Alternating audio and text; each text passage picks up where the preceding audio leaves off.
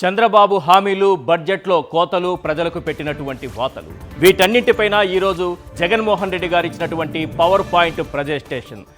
సింపుల్గా చెప్పాలంటే సంస్కారవంతంగా ఉతికి ఆరేశారు. ఇదే అంశంపైన ఇవాల్టి బిగ్ క్వశ్చన్. బాబు షూరిటీ మోసం గ్యారంటీ మాటలతో కాదు ఆధారాలతో సహా చూపించారు జగన్. ఒక్కో పథకాన్ని ప్రస్తావిస్తూ ఆ పథకానికి బాబు జరిపిన కేటాయింపులెంతో వివరిస్తూ ప్రజలను ఏ విధంగా మోసం చేశారో ఎండగడుతూ పవర్ పాయింట్ ప్రజెంటేషన్ ఇచ్చారు. తల్లుల నుంచి రైతుల వరకు బాబు చేసిన మోసం ఏంటి, నిరుద్యోగుల నుంచి ఉద్యోగుల వరకు బాబు చేసిన దగా ఏంటి, బడ్జెట్లో తన సొంత పథకాలకు బాబు పెట్టిన గుండు సున్నాలు ఎన్ని, హామీలపై నిలదీస్తే బాబు చెప్పే ఆవు కథేంటో, అందులో వాస్తవాలేంటో అన్ని క్రిస్టల్ క్లియర్గా వివరించారు. ఎన్నికల ముందు ఏ విధంగా అబద్ధాలు చెబుతారో, అధికారం చేతికొచ్చాక ఏ విధంగా మాట మార్చుతారో వీడియోలతో సహా చూపించారు. ఒక్క మాటలో చెప్పాలంటే కూటమి సర్కారు 9 నెలల పాలనను ఉతికి ఆరేశారు. మరీ మాస్గా కాదు, సంస్కారవంతంగా. తల్లికి వందనం, అన్నదాత సుఖీభవ, మహిళలకు ఉచిత బస్సు ప్రయాణం, నిరుద్యోగ భృతి, 3 సిలిండర్ల దీపం పథకం, అవ్వాతాతలకిచ్చే పెన్షన్లు, ఇలా అన్నింటిలో బాబు చేస్తున్న మోసాన్ని అసెంబ్లీలో నిలదీసే అవకాశం ఈ ప్రభుత్వం ఎలానో ఇవ్వడం లేదు. అందుకే పాయింట్ టు పాయింట్ ప్రజల తరపున నిలదీశారు. బడ్జెట్ సందర్భంగా చంద్రబాబు మోసాలు ఎలా బయటపడ్డాయో క్లియర్గా చూపించారు. వైఎస్ జగన్ హైలైట్ చేసినటువంటి బాబు మోసాలు ఏ రకంగా మోసం చేశారు ప్రజలన్నది బడ్జెట్ సాక్షిగా విత్ ఎవిడెన్స్ ప్రతి ఒక్కటి కూడా ఆధారాలతో సహా జగన్ ఏ రకంగా చూపించారు కొన్నింటిని మనం స్క్రీన్ పైన చూద్దాం. రైట్, ముందుగా తల్లికి వందనం. అంతకుముందు అమ్మ ఒడి అనేటటువంటి పథకం ఉంటే ఆ పథకానికి కంటే ఎక్కువగా, అంటే తల్లికి మాత్రమే 15,000 ఇస్తున్నారు. ఎంతమంది పిల్లలున్నా మేము ప్రతి బడికెళ్ళే ప్రతి విద్యార్థికి ఇస్తామని చెప్పి దానికి తల్లికి వందనం అనే పేరు మార్చి ఆ పథకానికి ఆఖరికి ఏం చేశారన్నది ఒక్కసారి స్క్రీన్ పైన చూద్దాం. ఇప్పటి వరకు ఎవరికైనా తల్లికి వందనం పెట్టారు? ఏ తల్లికైనా వందనం పెట్టారా? లేదు. పిల్లాడికి పంగనామం అయితే పెట్టారు. ఇక్కడ మనం క్లియర్గా చూస్తున్నాం తల్లికి వందనం పథకానికి సంబంధించి జరిగినటువంటి అలొకేషన్స్, కేటాయింపులు ఎంత? 9,407 కోట్ల రూపాయలు. కానీ ఈ రాష్ట్రంలో మొత్తం ఉన్నటువంటి విద్యార్థులు ఎంతమంది? ఈ లెక్క మా దగ్గర లేదు. ఈ లెక్క లేకనే మేము ఈ పథకాన్ని లెక్క చేయటం లేదన్నట్టుగా లెక్కలేనితనంతో మంత్రి లోకేష్ గారు మాట్లాడారు. సింపుల్గా చెప్పాలంటే దీనిపైన ఒక కమిటీ వేసి మొత్తం పిల్లలు ఎంతమంది ఉన్నారు, తల్లులు ఎంతమంది ఉన్నారో మాకు డేటా కావాలి, ఆ డేటా వచ్చిన తర్వాత అమలు చేస్తామన్నారు. నిజానికి డేటా ఉందా లేదా, ఎంతమంది పిల్లలు 1 నుంచి 10 వరకు చదువుతున్నటువంటి పిల్లలు ఎంతమంది, అలాగే ఇంటర్మీడియట్ చదువుతున్నటువంటి పిల్లలు ఎంతమంది, అన్నింటికి సంబంధించినటువంటి లెక్కలు ప్రభుత్వం దగ్గర ఉన్నది. దీనికి సంబంధించి అలొకేషన్స్ చూస్తున్నాం. 9,407 కోట్లు కింద కనిపిస్తోంది కదా మనకి ఈ బడ్జెట్లో కేటాయించింది. కానీ మొత్తం పిల్లల సంఖ్య 87,41,885. మనం ఆ చివరిలో ఉన్నది ఒక్కసారి గమనించండి. 87,41,885 మంది పిల్లలు బడికెళ్ళే పిల్లలుంటే వాళ్ళకి కావాల్సింది, అంటే ప్రతి పిల్లవాడికి 15,000 ఇస్తే అయ్యే ఖర్చు ఎంత? 13,112 కోట్ల రూపాయలు. కానీ కేటాయించింది ఎంత? 9,407 కోట్ల రూపాయలు. అంటే దాదాపుగా కోట్ల మంది పిల్లలకు, లక్షల మంది పిల్లలుంటే కోట్లాది రూపాయల్లో కోత పెడితే ఇప్పుడు ఎంతమంది పిల్లలకి ఇది అందుతుందన్నది ప్రశ్నార్థకమే. పైగా 2024-25 బడ్జెట్లో కూడా దాదాపు 5,000 కోట్ల రూపాయలు కేటాయించి ఒక్కటంటే ఒక్క రూపాయి కూడా పిల్లవాడి చదువు కోసం, పిల్లల కోసం, వారి భవిష్యత్తు కోసం ఒక్కటంటే ఒక్క రూపాయి కూడా ఖర్చు పెట్టని ప్రభుత్వం ఇది. కానీ ఈసారి 9,407 కోట్ల రూపాయలు కేటాయించినా అది ఎంతమంది పిల్లలకు వస్తుందన్నదే ఇప్పుడు ప్రశ్నార్థకంగా మారింది. అయ్యా 87,41,885 మంది పిల్లలని ఎలా అంటున్నారు మీరు? మీ దగ్గర ఉన్నటువంటి ఆ డేటా ఎలాంటిది, ఎక్కడి నుంచి తీసుకొచ్చారంటే అది కూడా ఒక్కసారి చూద్దాం. నెక్స్ట్ ఒక్కసారి ప్లే చేయండి. ఎంతమంది పిల్లలు ఉన్నారు అన్నదానికి సంబంధించి UDISE, unified district information system for education plus, UDISE plus అంటారు. Unified district information system for education plus ఇది గవర్నమెంట్ ఆఫ్ ఇండియాకి ప్రతి రాష్ట్ర ప్రభుత్వం ఇచ్చేటటువంటి డేటా ఆధారంగా చూపిస్తున్నటువంటి లెక్కలు. ఈ లెక్కల ఆధారంగా మనం చూస్తే 87,41,885 మంది పిల్లలు బడికెళ్తున్నారు. ఇంతమందికి బడ్జెట్ అవసరమైతే చంద్రబాబు నాయుడు గారు ఏ రకంగా కోతలు పెట్టారో మనం క్లియర్గా చూసాం. మరి తల్లికి వందనం ఎలా అమలు అవుతుంది? తల్లికి సగం కూడా వందనం పెట్టకపోతే, పిల్లాడికి పూర్తిగా పంగనామం పెడితే ఇక ఆ విద్యా వ్యవస్థ ఏమైపోవాలి? నెక్స్ట్ ప్రధానమైనటువంటిది అన్నదాత సుఖీభవ. ప్రతి రైతుకి 20,000 కేంద్ర ప్రభుత్వం ఇచ్చేది కాకుండా గుర్తుపెట్టుకోవాలి. ప్రతి రైతుకి 20,000 ఇస్తామన్నారు. ఎంతమంది రైతులకు ఇవ్వాలి? డేటా ఉంది. గత ప్రభుత్వం రైతు భరోసా అమలు చేసింది. ఒక్కసారి చూడండి. Number of beneficiaries to whom Rythu Bharosa was provided in 23-24 53,58,266 మంది. ఒక్కసారి చూడండి. 53,58,266 మంది రైతులకు ఇవ్వాల్సి వస్తుంది. రైట్. దీనికి అయ్యేటటువంటి అన్నదాత సుఖీభవ, ఇప్పుడు పేరు మారింది కదా, రైతు భరోసా తీసేసాం కదా, అన్నదాత సుఖీభవ అంటున్నాం కదా. 13,500 కాదు, డైరెక్ట్గా నేను 20,000 ఇస్తామని చంద్రబాబు నాయుడు గారు అన్నారు కదా. మరి దానికి సంబంధించి ఈ 53,58,266 మంది రైతులకు 20,000 రూపాయల చొప్పున ఇస్తే అయ్యేటటువంటి ఖర్చు బడ్జెట్లో పెట్టాల్సింది 10,717 కోట్లు పెట్టాలి. 10,717 కోట్లు పెట్టాలి. మన చంద్రబాబు నాయుడు గారు ఈ బడ్జెట్లో పెట్టింది 6,300 కోట్లు. గత బడ్జెట్లో పెట్టింది 1,000 కోట్లు. ఆ బడ్జెట్లో పెట్టిన 1,000 కోట్లు ఒక్క రూపాయి కూడా ఖర్చు పెట్టలేదు. ఇంతకుముందు నేను చెప్పాను కదా, తల్లికి వందనం కోసం దాదాపు 5,000 కోట్ల రూపాయలు కేటాయించి ఒక్క రూపాయి ఖర్చు పెట్టలేదని. ఇక్కడ కూడా అంతే.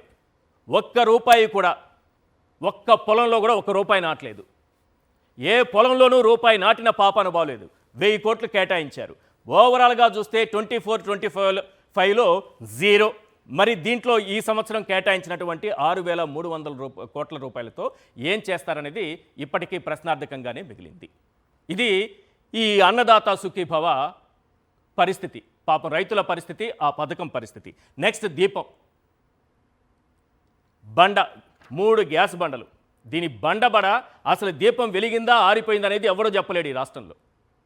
ఎందుకనేది నేను క్లియర్గా వివరిస్తాను. ఒకసారి చూడండి. మొత్తం ఎల్పిజి కనెక్షన్స్ ఆంధ్రప్రదేశ్లో ఎన్నున్నాయి? ఇది కేంద్రం దగ్గర ఉన్నటువంటి డేటా ఆధారంగా ఒకసారి చూస్తే 1,59,00,000 ఉన్నాయి.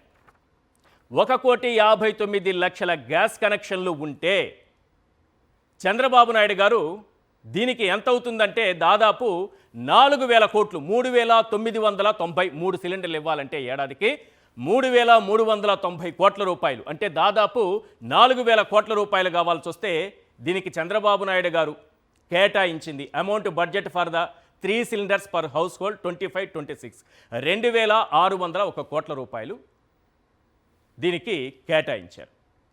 ఎంత ఇప్పుడు పోతే ఇప్పుడు దీనికి తగ్గింది ఎంత? దాదాపు ఈ లెక్క ప్రకారం చూస్తే 1,59,00,000 మందిలో 54 లక్షల మందికి గ్యాస్ కనెక్షన్లు పోయినట్టే. ఉచిత గ్యాస్ బండ పథకం పోయినట్టే. కానీ గతంలో కేటాయించిన దానికి కూడా, మొన్న బడ్జెట్లో కేటాయించిన దాంట్లో కూడా 865 కోట్లు కేటాయించారు. ఒకే ఒక సిలిండర్ ఇచ్చాడు. ఆ ఒకే ఒక్క సిలిండర్ ఇచ్చిన దాంట్లో కూడా ఎంతమందికి తిరిగి వారి అకౌంట్లలో డబ్బు పడిందనేది ఈ రోజు వరకు లెక్కలేదు. ఆ లెక్క ఇప్పటి వరకు తేరలేదు. ఇప్పుడు కేటాయించిన అమౌంట్ చూస్తే దాదాపుగా 54 లక్షల మందికి కోత. సినిమా పరిభాషలో చెప్పాలంటే ఊచకోత. వీళ్ళెవ్వరికి కూడా ఇది అందే అవకాశమే లేదు. నెక్స్ట్ ఒకసారి అవ్వాతాతల పెన్షన్ పరిస్థితి చూద్దాం. అవ్వాతాతల పెన్షన్ పరిస్థితి చూస్తే జగన్మోహన్ రెడ్డి గారి హయాంలో ఎంతమంది పెన్షన్స్ తీసుకున్నారో ఒకసారి చూడండి. 66,34,372 మంది తీసుకున్నారు. కింద కనిపిస్తుంది కదా క్లియర్గా. ఇప్పుడు ఎంతమంది తగ్గారో ఒకసారి చూడండి. 62,10,969కి పడిపోయింది చంద్రబాబు నాయుడు గారి ప్రభుత్వంలో. దాదాపు 4 లక్షల మందికి 3.5 లక్షలు 4 లక్షల మందికి కోత పెట్టారు. ఈ కోత ఇక్కడ పడిపోయిన ఈ కోతే కాదు, అసలైన కోత ఇంకొకటి ఉంది. ఈ బడ్జెట్లో జరిపినటువంటి కేటాయింపులు. చంద్రబాబు నాయుడు గారు చెప్పినా, బడ్జెట్ లెక్కలు చెప్పినా, వాళ్ళకి అయ్యే ఖర్చు చెప్పినా కావాల్సింది 32,000 కోట్లు. కానీ కేటాయించింది ఎంతంటే 27,519 కోట్లు. అంటే దాదాపుగా 5,000 కోట్ల రూపాయలు కోత పెట్టేశారు బడ్జెట్లో అవాతాతలు. అంటే నెలకు 4,000 కోట్లు, 400 కోట్లు నెలకు కట్ చేస్తే ఓవరాల్గా చూస్తే ఇంకొక 10 లక్షల మంది అవుట్. ఇప్పటికే 3 నుంచి 4 లక్షల మంది కొత్త వాళ్ళు పెన్షన్ల కోసం ఎదురు చూస్తుంటే ఉన్న వాళ్ళల్లోనే దాదాపు 10 లక్షల మందికి కోత కొయ్యబోతున్నామని బడ్జెట్ సాక్షిగా చెప్పారు. బడ్జెట్లో కోత పెట్టారు. 32,000 కోట్ల రూపాయలు ఈ పెన్షన్లకు అవసరమైతే కేవలం 27,518 కోట్లు కేటాయించి 5,000 కోట్లకు పైగా కోత పెట్టి దాదాపు 10 లక్షల మందిని మేము తీసేయబోతున్నాం అని చెప్పకనే ఈ బడ్జెట్లో చెప్పేశారు. నెక్స్ట్, ఓవరాల్గా ఈ సూపర్ 7 గురించి ఒకసారి మాట్లాడుకుందాం సార్. సూపర్ 6+1 సూపర్ 7 అనుకుందాం. జగన్మోహన్ రెడ్డి గారు ప్రతిసారి చెప్తూనే ఉంటారు సూపర్ 6 అంటారు, సూపర్ 7 అంటారని. ఆ సూపర్ 7 ఏంటన్నది ఒక్కసారి చూద్దాం. వాటికి అయ్యేటటువంటి బడ్జెట్ ఎంత, దానికి చంద్రబాబు నాయుడు గారు వారిచ్చిన హామీలు. తమాషా ఏంటంటే ఈ హామీలు జగన్మోహన్ రెడ్డి గారు ఆయన ఏం చెప్పారంటే, జగన్మోహన్ రెడ్డి గారు ఇచ్చే సంక్షేమ కార్యక్రమాలని కంటిన్యూ చేస్తూనే కొత్తగా మేము ఇది ఇస్తామన్నారు. కానీ తనిచ్చినటువంటి హామీలే, తనిచ్చినటువంటి సూపర్ 6కే మోసం చేయడం అంటే పక్కింటోడి పిల్లల్ని కూడా నేను బాగా పెంచుతాను, వాళ్ళ పిల్లలకు కూడా నేను మంచి భోజనం పెడతాను, పక్కింటోడి పిల్లల్ని కూడా నా పిల్లల్లాగే చూసుకుంటాను, జగన్మోహన్ రెడ్డి పథకాలను కూడా నా పథకాలుగానే చూసుకుంటాను, వాటిని కూడా నేను కాపాడుతాను, ఆ సంక్షేమ పథకాలని కంటిన్యూ చేస్తానని చెప్పి సొంత పిల్లలకి తిండి పెట్టకపోతే ఎలా, సొంత పిల్లల్ని చదివించకపోతే ఎలా, సొంత పిల్లలకి మంచి బట్టలు వేయకపోతే ఎలా?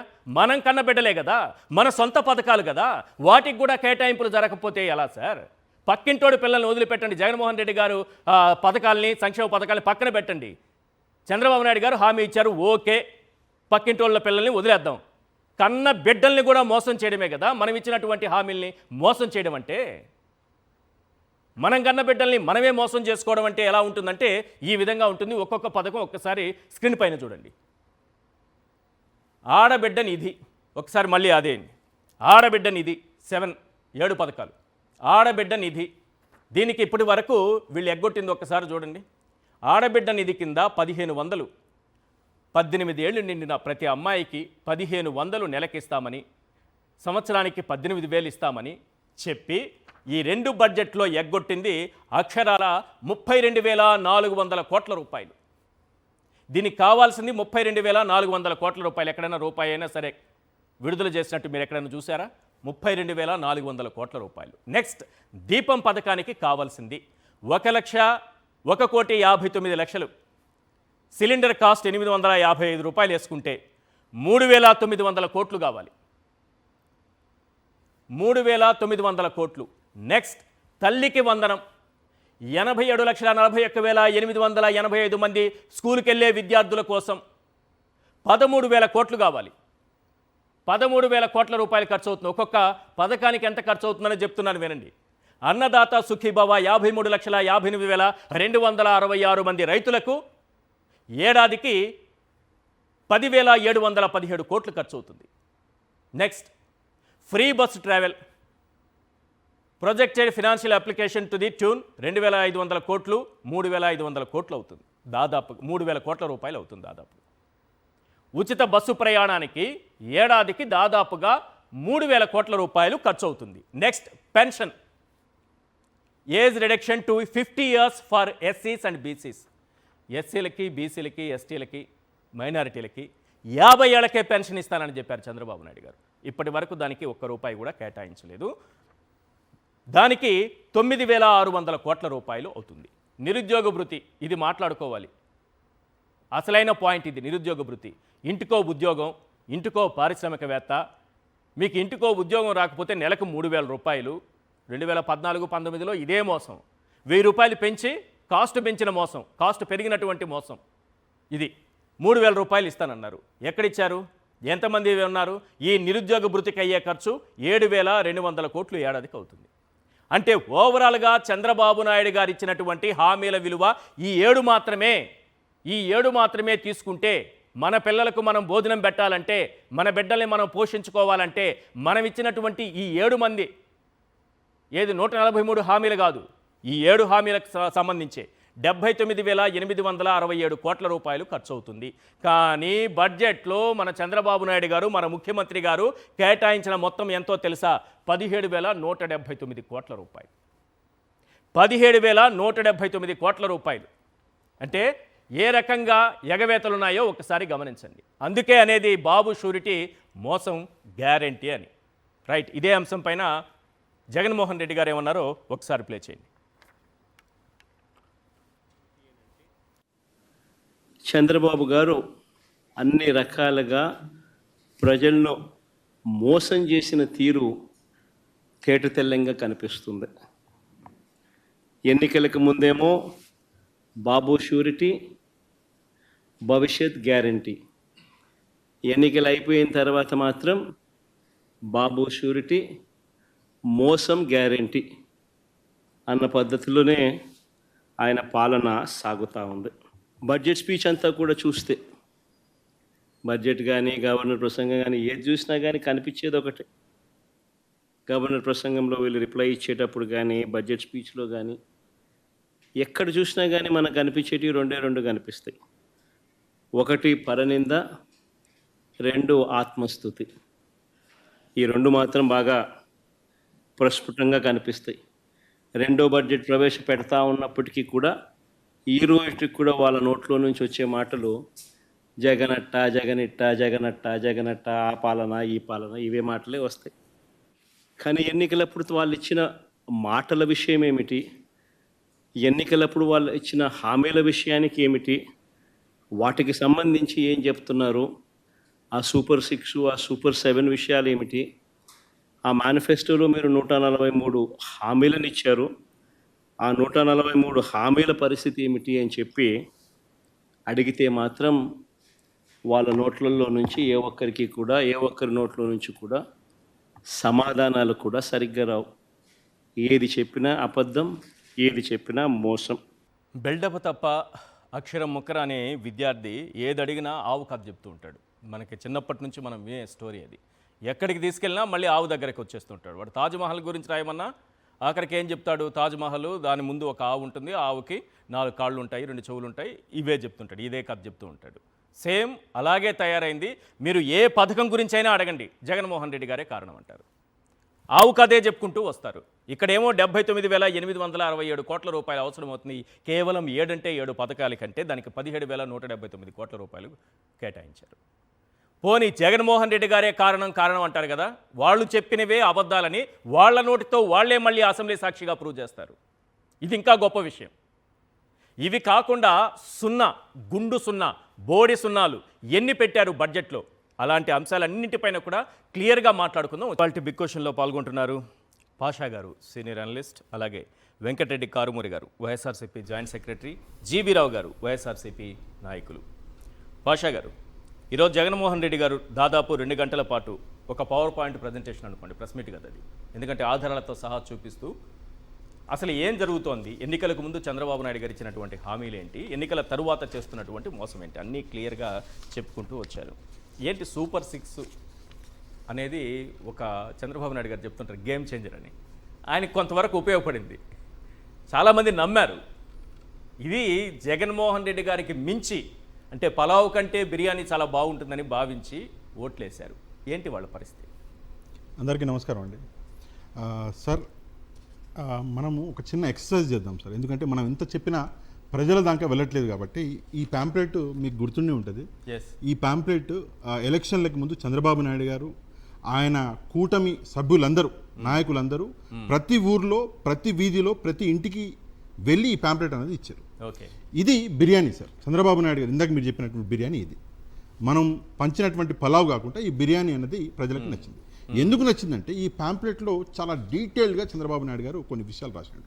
ఒక కుటుంబం అంటే ఒక తండ్రి, ఒక తల్లి, 4 పిల్లలు, ఇట్లా ఒక కుటుంబం అనేది ఉంటే తండ్రి ఒకవేళ రైతు అయితే ఎంత వస్తుంది, 20,000 రూపాయలు పైన రాసి. తండ్రి రైతు అయ్యి ఒక కుటుంబంలో 4 పిల్లలు ఉంటే 1,22,000 రూపాయలు మీ కుటుంబానికి వస్తుంది అని చెప్పి టోటల్ ఏడాదికి ఇక్కడ ఏడాదికి క్లియర్ గా రాశారా లేదా? రాశారు. కింద చూడండి, మీరు చదివితే ఇక్కడ ఏడాదికి 1,22,000. మళ్ళీ అది లేదనుకోండి, మనం కానీ క్వశ్చన్ చేస్తే మేము 5 ఏళ్ళకి కలిపి అని కూడా మాట మార్చే ప్రమాదం ఉంటుంది. లేదు, ఉందా లేదా ఏడాది ఉంది. అది కాకుండా పైన మీరు చూస్తే డీటెయిల్ ఇచ్చారు.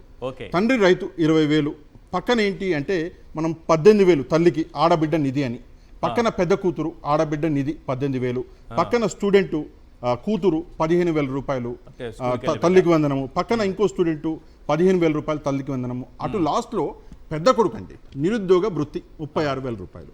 మొత్తం కలిపితే 6 ఉన్నటువంటి కుటుంబం ఇది. ఈ 6 కలిపి 1,22,000 రూపాయలు వస్తాయని చెప్పేసి ఇది చూపిస్తే మనం అందరం ఇన్ని రోజులు ఏమనుకున్నామంటే ఓటర్లు ఎందుకు ఓటు వేశారు సార్, ఎందుకు ఓటు వేశారు బాండ్ లాంటిది కూడా ఏదో ఇచ్చినట్టున్నారు కదా సార్, ఒక బాండ్ లాంటిది బాండ్ కూడా ఇచ్చారు, బాండ్ కూడా ఇచ్చారు. బట్ బాండ్ కాకుండా డీటెయిల్ అనేది డీటెయిల్ ఇందులో ఇచ్చారు.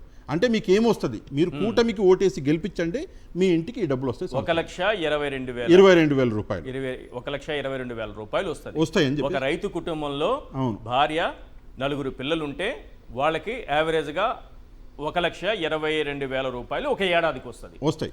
అయితే ఇదే ప్యాంప్లెట్ ని మనం పారామీటర్ గా తీసుకున్నాం సార్. తీసుకొని ఈ రోజు వరకు భారతదేశంలో ప్రజల దగ్గర నుంచి ప్రజలకి అప్పున్న ప్రభుత్వం ఏమన్నా ఉందా అంటే ఉంది అని నేను నిరూపిస్తా. ఎట్లా నిరూపిస్తా అంటే ఈ ప్యాంప్లెట్ని పారామీటర్గా తీసుకుందాం. తీసుకొని ఏం చేద్దాము, వీళ్ళే ఈ 6 ఎవరైతే ఉన్నారో ఒక తండ్రి, ఒక తల్లి, 4 పిల్లలు, వీళ్ళ పారామీటర్ తీసుకుందాం. ఇది కొంచెం జాగ్రత్తగా మనం చూస్తే సార్, తండ్రి 20,000 రూపాయలు రావాలి, రైతు కాబట్టి రైతు. అయితే దీన్ని మంత్లో డివైడ్ చేద్దాం, 20,000ని పర్ మంత్కి ఎంత వస్తుంది అంటే 1,667 రూపాయలు వస్తుంది. అయితే 9 నెలలు కూటమి ప్రభుత్వం వచ్చి, ఈ 9 నెలలు ఇంటూ ఈ 1,667 రూపాయలు ఇస్తే 15,000 రూపాయలు ఈ రైతుకి ఈ ప్రభుత్వం ఇవ్వాలి. ఈ 9 నెలల్లో అప్పు పడ్డది ప్రభుత్వం. ప్రతి రైతుకి ఈ రోజు 9 నెలల తర్వాత కూటమి ప్రభుత్వం ఇవ్వాల్సిన డబ్బులు ఎన్ని అంటే 15,000 రూపాయలు సార్. 55 లక్షల మంది రైతులకి ప్రతి రైతుకి ఇవ్వాలి. 15,000 రూపాయలు ఆల్రెడీ బకాయి పడ్డారు. నెక్స్ట్ వద్దాం, నెక్స్ట్ తల్లికి ఆడబిడ్డ 18,000 రూపాయలు. ఇదైతే 1,500 రూపాయలు ప్రతి నెల ఇస్తామన్నారు. అవును, 9 నెలలకు వేసుకుందాం ఎంత అవుతుంది, 13,500 రూపాయలు. 1,500 ఇంటూ 9 నెలలు వేసుకోండి, 13,500 రూపాయలు. ఇది ప్రతి మహిళకి 19 సంవత్సరాలు దాటినటువంటి 59 సంవత్సరాల లోపల ఉన్నటువంటి ప్రతి మహిళకి ఆంధ్రప్రదేశ్లో ఈ డబ్బు ప్రభుత్వం ఇవ్వాలి, ప్రతి మహిళకి ఇవ్వాలి. ఇది ప్రతి మహిళ గుర్తుపెట్టుకోవాలి. దాని తర్వాత మనం వస్తే కూతురు సేమ్ ఆడబిడ్డ అనేది సేమ్ ఇక్కడ 13,500 రూపాయలు ఇవ్వాలి. నెక్స్ట్ వచ్చేసి తల్లికి వందనం సార్. తల్లికి వందనము 15,000 రూపాయలు సంవత్సరానికి ఇస్తా అన్నారు. 9 నెలలు మనం కూడుకుంటే 11,250 రూపాయలు అప్పు ఈ ప్రభుత్వం అనేది ఆల్రెడీ అప్పు పడ్డది, వాళ్ళకి ఇవ్వాలి. దాని తర్వాత నెక్స్ట్ కూడా ఇక్కడ చూసుకుంటే తల్లికి వందనం సేమ్, కొడుకు కూడా. లాస్ట్కి సార్ నిరుద్యోగ వృత్తి ఎంత జోక్ అంటే ప్రతి నెల 3,000 ఇస్తా ఉన్నారు. 9 నెలలు అయింది, 3,000 ఇంటూ 9 నెలలు ఎంత అవుతుంది, 27,000 రూపాయలు ఆల్రెడీ నిరుద్యోగులకి బకాయి పడ్డది ఈ ప్రభుత్వము. అయితే టోటల్గా కలుపుకుంటే ఈ రోజు ఒక కుటుంబానికి ఎంత బకాయి పడ్డది ఈ ప్రభుత్వం అంటే ఇక్కడ మీరు చూసుకుంటే 91,500 రూపాయలు ఆల్రెడీ మీరు ఇవ్వాలి ఈ 9 నెలలకి ఒక కుటుంబానికి. కుటుంబం ఏంటి, అద్భుతమైనటువంటి లెక్క. 1,22,000 రూపాయలు ఇవ్వాల్సి వస్తుంది సంవత్సరానికి. మీరు దాన్ని రైతు భరోసాతో సహా, అదే అన్నదాత సుఖీభవ పేరు అంతా కలిపి నెల ఎంత అవుతుందని లెక్కేస్తే 91,500 రూపాయలు. ఇది కూడా పారామీటర్ మీ పాంప్లెట్ నుంచి మీ పారామీటర్ ఇదే మీ పాంప్లెట్. మళ్ళీ మీరు అనొచ్చు, అరే ముగ్గురు కూడా పిల్లలు ఉంటారు కదా, మీరు 4 ఎందుకు చూపించారు మరి? మీరు 4 చూపించే కదా ప్రజలందరినీ మోసం చేసింది. అందుకే ఇక్కడ కూడా 4 పెట్టి ఇది మొత్తం తీస్తే ఆల్రెడీ మీరు అప్పు పడ్డది. ప్రతి నెల ఈ అప్పు పెరుగుతుందండి, అది కూడా ఉంది. మళ్ళీ ప్రతి నెల పెరుగుతుంది. ఇక్కడ మీరు చూసుకుంటే ఒక నెలకి ఎంత పెరుగుతుంది అప్పు, 10,167 రూపాయలు. ఈ 9 నెలలు 10 నెలలు అయితే మళ్ళీ 10,167 రూపాయలు మీరు యాడ్ చేసుకోవాలి ఇందులో. నెలకి రావాల్సింది. ఇలా ఒక 10,167 రూపాయలు యాడ్ చేసుకుంటూ పోవాలి.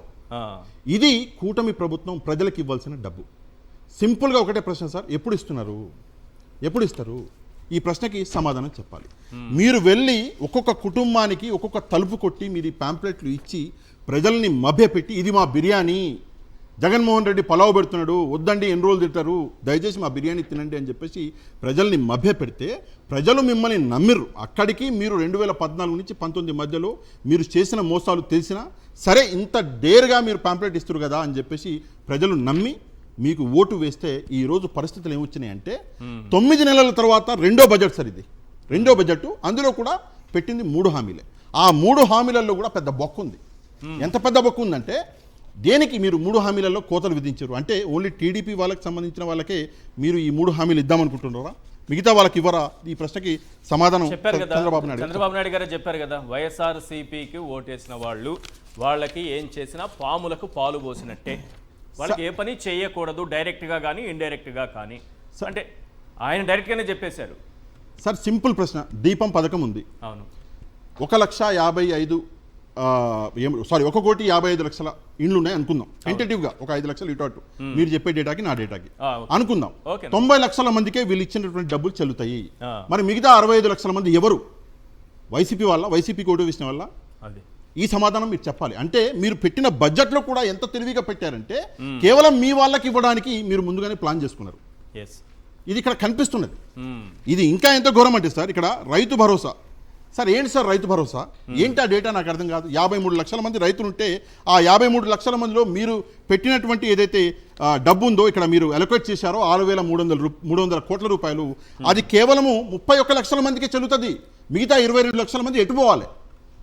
సమాధానం చెప్పండి. మీరు పెట్టిన 6,300 కోట్ల రూపాయలు రైతు భరోసాకి కేవలం 31 లక్షల మందికే ఆ డబ్బు సరిపోతుంది. మరి 22 లక్షల మందికి మీరు ఎందుకని చెప్పేసి అలొకేట్ చేయలేదు అంటే వాళ్ళు వైసీపీ వాళ్ళు కాబట్టి ముందుగా ప్లాన్ చేసుకుని ఎలొకేషన్ చేశారా?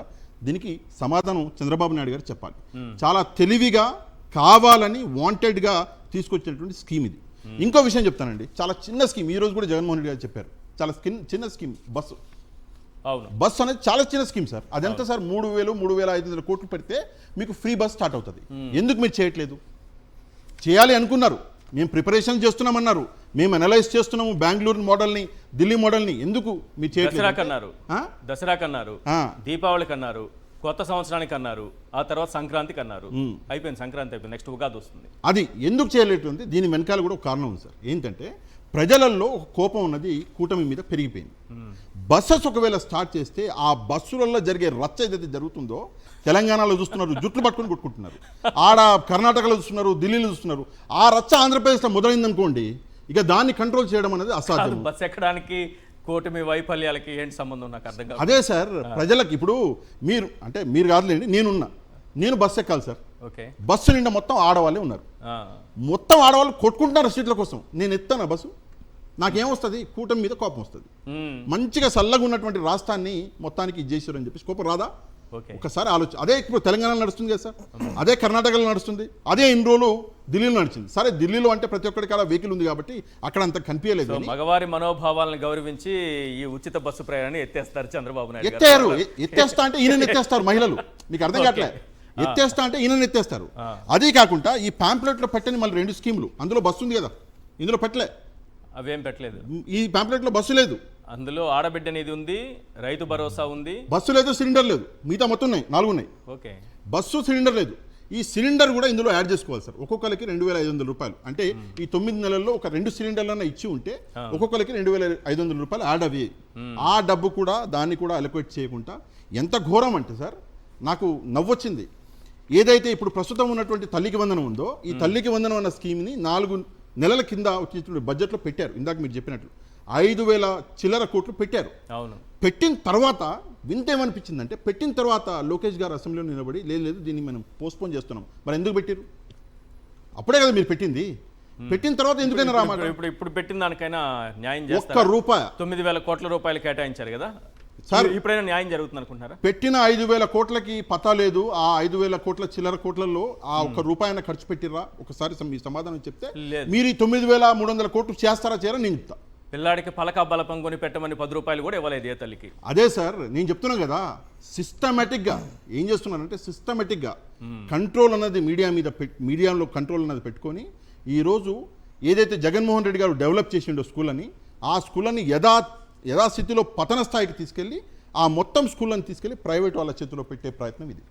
ఆ ప్రైవేట్ వాళ్ళు ఎవరు అన్నది మీకు తెలుసు, నాకు తెలుసు. వీళ్ళ పార్టీలోనే ఉన్నారు, వీళ్ళ కూటమిలోనే ఉన్నారు ప్రైవేట్ వాళ్ళు. వాళ్ళ దందానే ఏంటంటే ప్రజల దగ్గర నుంచి, స్టూడెంట్ దగ్గర నుంచి డబ్బులు వసూలు చేయడము.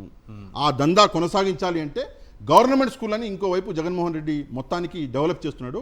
ఆ డెవలప్మెంట్ ఆపి డైరెక్ట్గా దాన్ని ఎఫెక్ట్ చేయకుండా ఒక్కొక్క ఇటుక పిక్తున్నారు. ఇప్పుడు డైరెక్ట్గా క్లోజ్ చేయట్లే కాదు, పెన్షన్స్ బాగానే ఇస్తున్నారు కదా.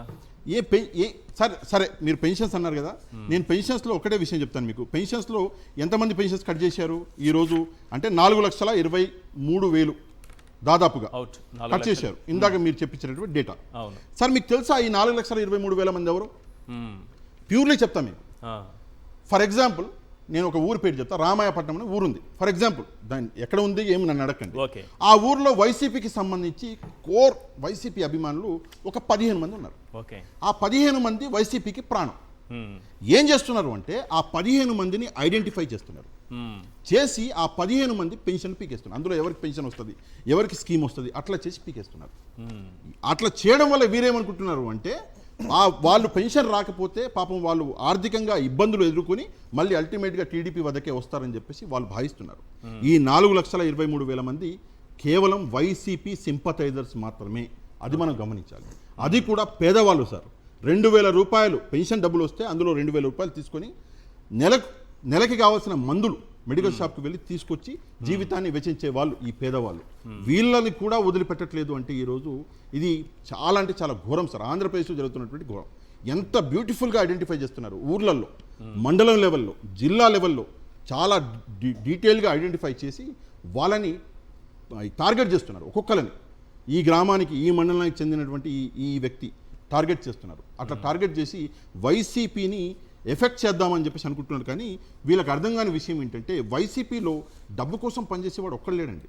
ఒక్కడు కూడా లేడు. కార్యకర్త లెవెల్లో కానివ్వండి, మీరు కావాలంటే సోషల్ మీడియా లెవెల్లో కానివ్వండి, మీరు ముఖ్యమంత్రి తర్వాత సెకండ్ నెంబర్లో ఉన్న వ్యక్తిని కూడా మీరు తీసుకుంటే డబ్బు కోసం పనిచేసే వాళ్ళు ఎవరు లేరండి. కేవలము పార్టీ అంటే పిచ్చి, జగన్మోహన్ రెడ్డి అంటే వెర్రి, అందువల్లనే పనిచేస్తున్నారు కానీ డబ్బు కోసం కాదు. రైట్.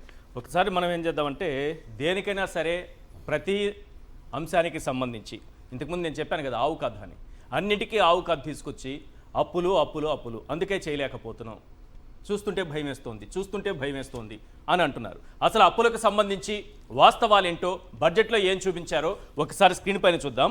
అలాగే అబద్ధాలు అనేది ఏ స్థాయిలో ఉంటుంది, ఈ అబద్ధాల స్థాయి ఎంతవరకు వెళుతుందంటే వీళ్ళు ఇచ్చినటువంటి ఉద్యోగాల సంఖ్య, ఎన్ని ఉద్యోగాలు ఇచ్చామని చెప్పారు, ఆ తరువాత వాస్తవానికి ఇచ్చింది ఏంటి అనేది కూడా స్క్రీన్ పైన చూపించే ప్రయత్నం చేస్తాను. ముందుగా మనం చూస్తున్నాము అప్పులకు సంబంధించి. ఇక్కడ క్లియర్గా కనిపిస్తోంది as on 31 March 2022, next 23 as on 31 March 2024. అంటే జగన్మోహన్ రెడ్డి గారు దిగిపోయే నాటికి ఉన్నటువంటి అప్పులు టోటల్ గవర్నమెంట్ డెట్ 4,91,733 కోట్లు. కింద కనిపిస్తుంది కదా రెడ్ మార్క్లో, ఒకసారి చూడండి, రెడ్ కలర్లో కనిపిస్తుంది కదా మీకు. ఎస్, అది చూశారు కదా. Total direct and contingent debt 6,46,530 కోట్లు. అంటే ఇది మిగతా కార్పొరేషన్ల ద్వారా వేరే మనకి ఇక్కడ కనిపిస్తున్నాయి కదా లోన్స్ తీసుకున్న ద్వారా ఇవన్నీ కలిపితే 6,46,530 కోట్లు. కానీ చంద్రబాబు నాయుడు గారు, ఈనాడు రామోజీ గారు, వారి ఆత్మ ఏ రకంగా ప్రచారం చేశాయంటే 14 లక్షల కోట్లు. 14 లక్షల కోట్లు.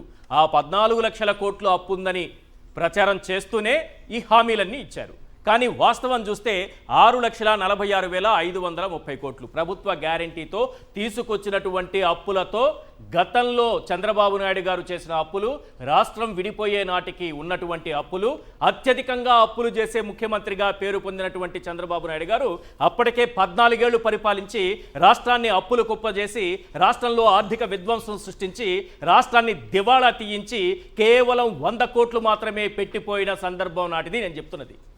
ఆ తర్వాత జగన్మోహన్ రెడ్డి గారు చేసినటువంటి అప్పులన్నీ కలిపిన 4,91,733 కోట్లు అయితే ఆ తరువాత డైరెక్ట్గా అంటే బడ్జెట్లో చేసిన అప్పులు కాకుండా బడ్జెటేతర అప్పులు, వివిధ కార్పొరేషన్ల ద్వారా చేసినటువంటి అప్పులు అవన్నీ కలిపిన 6,46,530 కోట్లు. మన చంద్రబాబు నాయుడు గారు రాగానే ఏం జరిగిందో ఒకసారి చూడండి. యాజ్ ఆఫ్ 31 మార్చ్ 2025 ఇప్పటికున్నటువంటి అంచనా లెక్కల ప్రకారం చూడండి, ఈ 25 నాటికి 5,65,096 కోట్లకు చేరుకుంది. ఇక ఇండైరెక్ట్గా తీసుకొచ్చినట్టువి ప్రభుత్వ గ్యారంటీతో తీసుకొచ్చినటువంటి అప్పులన్నీ కలిపితే 7,18,633 కోట్లకు చేరింది. నెక్స్ట్ చేయబోయే అప్పులు ఆల్రెడీ బడ్జెట్లో చెప్పారు, దాదాపు 1,00,000 కోట్లు చేస్తామని ఆల్రెడీ బడ్జెట్లో చెప్పేశారు. వచ్చిన తర్వాత ఆ కింద క్వశ్చన్ మార్క్ దగ్గర అవన్నీ కూడా యాడ్ చేసుకొని మనం ముందుకెళ్ళొచ్చు. నెక్స్ట్ వీళ్ళు ఏ రకమైనటువంటి అబద్ధాలు చెప్పి దొరికిపోతారు. అదేదో సినిమాలో చెప్పినట్టు వాడు దొంగతనం చేసిన వెంటనే దొరికిపోతాడు సార్ అంటారు కదా, అబద్ధం చెప్పిన వెంటనే ఏ రకంగా దొరికిపోతారనడానికి ఒక ప్రత్యక్ష సాక్ష్యం. MSME statement from socio economic survey for financial year 24-25.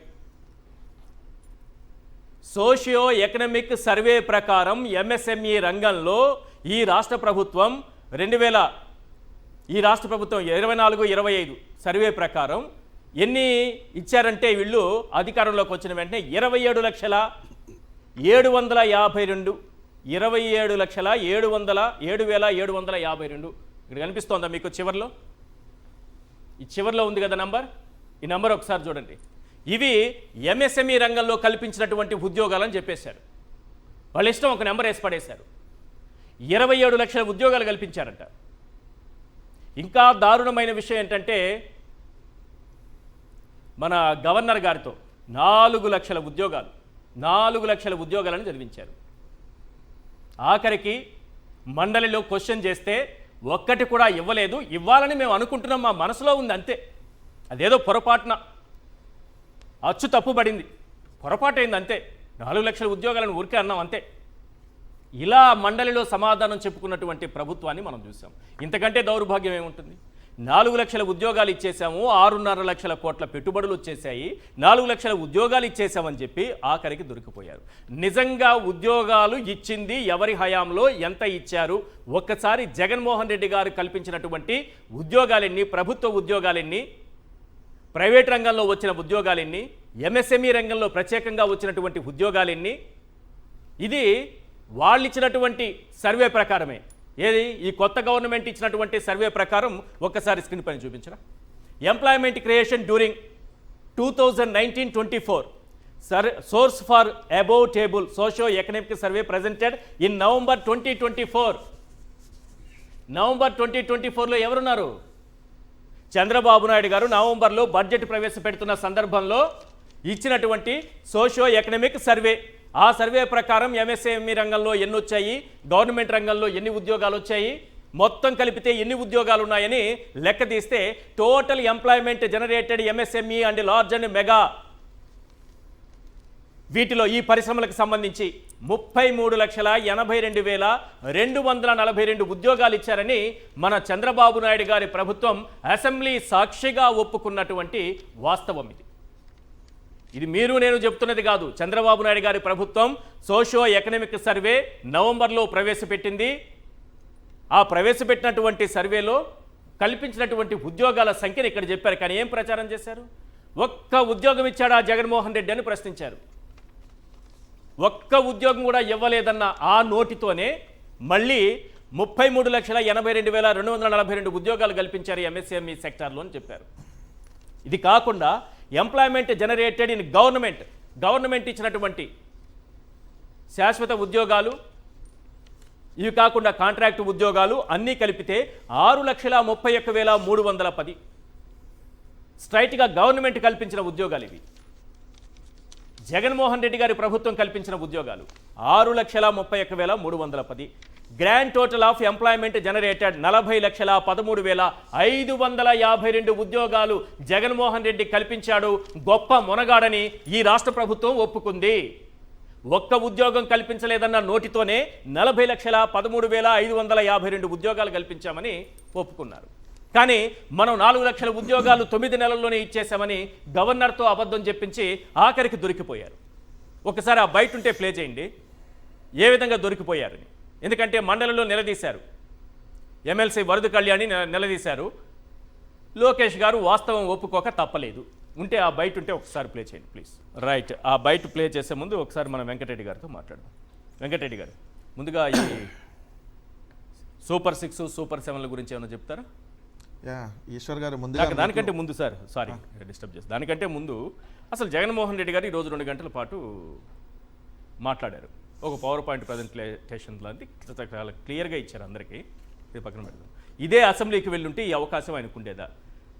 ఒకవేళ ఇప్పుడు అసెంబ్లీకి ఆయన్ని ప్రతిపక్ష నేతగా మేము గుర్తించమని పదే పదే చెప్పడం వెనుక ఇలాంటి వాస్తవాలన్నీ బయట పెడతారనా?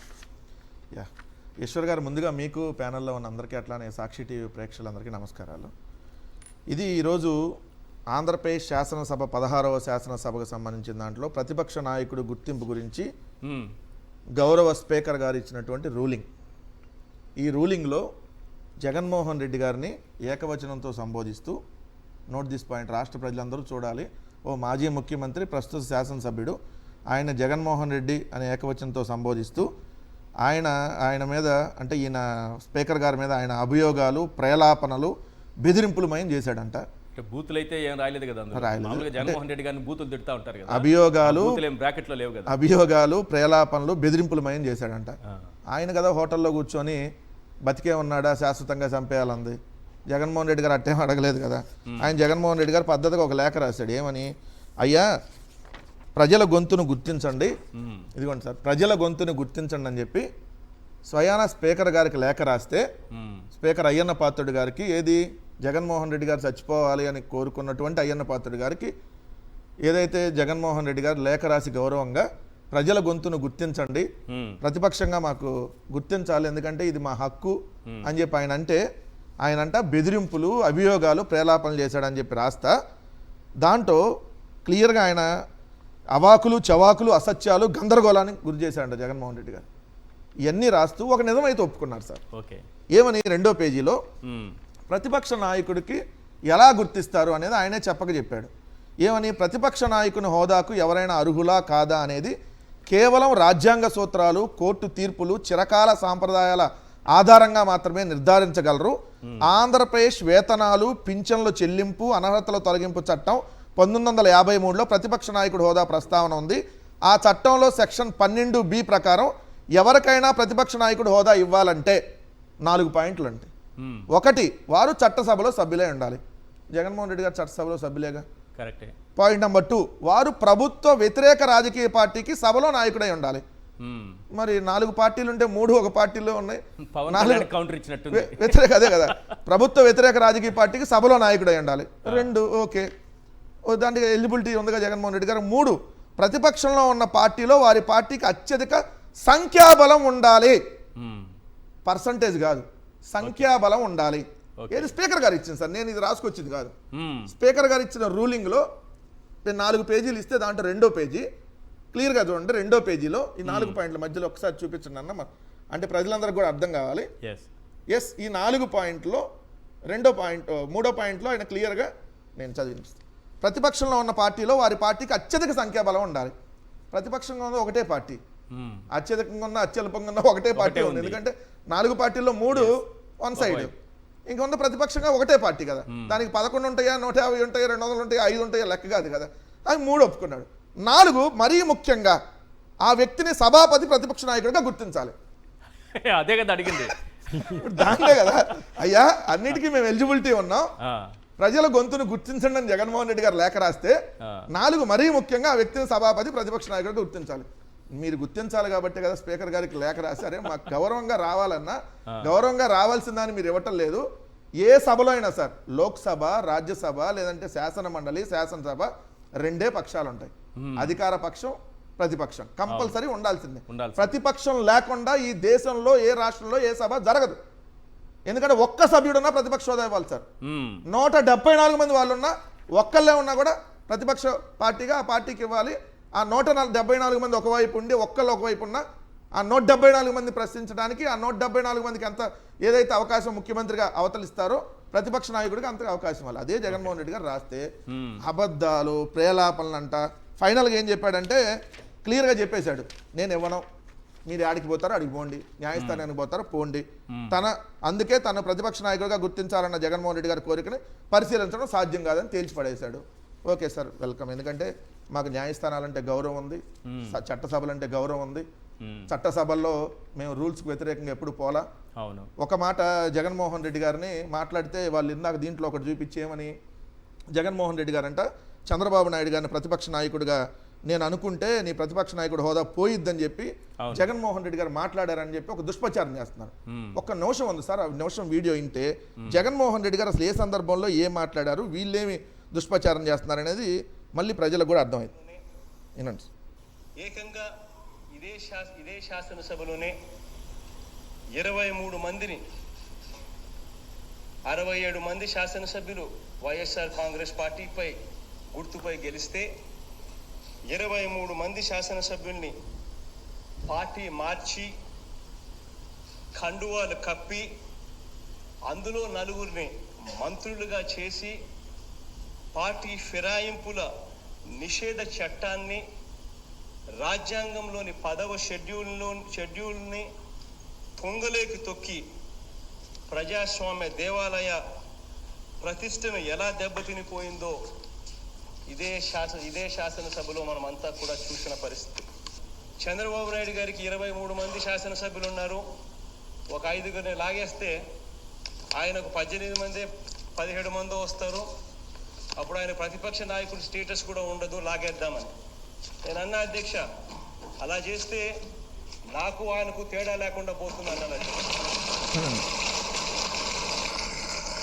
అంటే జగన్మోహన్ రెడ్డి గారు అంతకు ముందు జరిగినటువంటి సభను ఉద్దేశిస్తూ కరెక్ట్ 67 మంది వైఎస్ఆర్ కాంగ్రెస్ పార్టీ నుంచి గెలిస్తే 23 మందిని తీసుకొని 4 మంత్రి పదవులు, రాజ్యాంగం రూల్స్ అని మాట్లాడుతున్నారు కదా సార్. ఈ మాట్లాడేటటువంటి వాళ్ళు మరి ఏ బేస్లో 4 మంత్రి పదవులు ఇచ్చి అక్కడ కూర్చోబెట్టి ఇదే గవర్నర్ గారి చేత ప్రమాణ స్వీకారం చేపించి అదే స్పీకర్గా ఆ రోజు కోడెల శివప్రసాద్ గారు ఎలా వ్యవహరించారు? సో మా సభ్యులు కూడా అన్నారు వాళ్ళని లాగేసుకుంటే పోయింది కదా అంటే అప్పుడు చంద్రబాబు నాయుడుకి మనకి తేడా మధ్యలో ఇటువైపు ఇటువైపు కట్ చేస్తారు అంతే కదా సార్. ఆబ్వియస్లీ ఐటీడీపీ ఇక్కడ చాలా మంది టెర్రరిస్టులు ఉంటారు, చాలా జాగ్రత్తగా ఉండాలి వాళ్ళతో మీరు, ఎందుకంటే వాళ్ళు కట్ చేసి వాళ్ళకి కావాల్సిన పాయింట్ మాత్రం ఎంత క్లియర్గా చెప్పారు. లాగే వాళ్ళకే మనకి తేడా ఉంటుంది అబ్బా. ఇప్పుడు చంద్రబాబు నాయుడుకి మనకి తేడా ఉంటుంది. అట్లా చేస్తే మనకు అవసరమా? మనం అట్లా చేయం.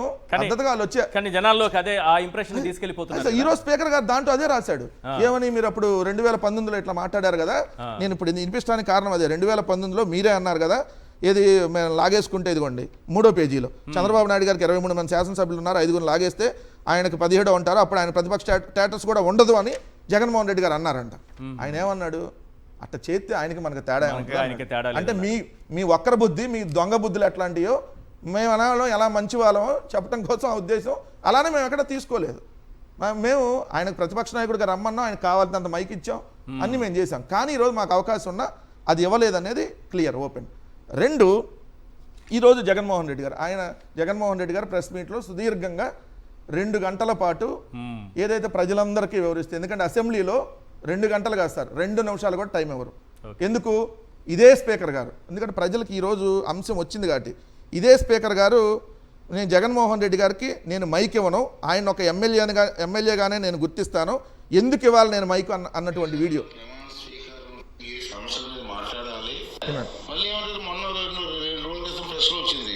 చంద్రబాబు నాయుడు గారికి ఎంత టైం ఇస్తారో అసెంబ్లీలో, నాకు కూడా అంతే టైం ఇవ్వాలంటాడు. ఏ రూల్ ప్రకారం ఇవ్వాలి? నేను ఎందుకు ఇవ్వాలి? నువ్వు ప్రతిపక్ష నాయకుడు కాదు. నువ్వు ప్రతిపక్ష నాయకుడు కాదు, ఏ రూల్ ప్రకారం ఇవ్వాలి, ఎందుకు ఇవ్వాలి?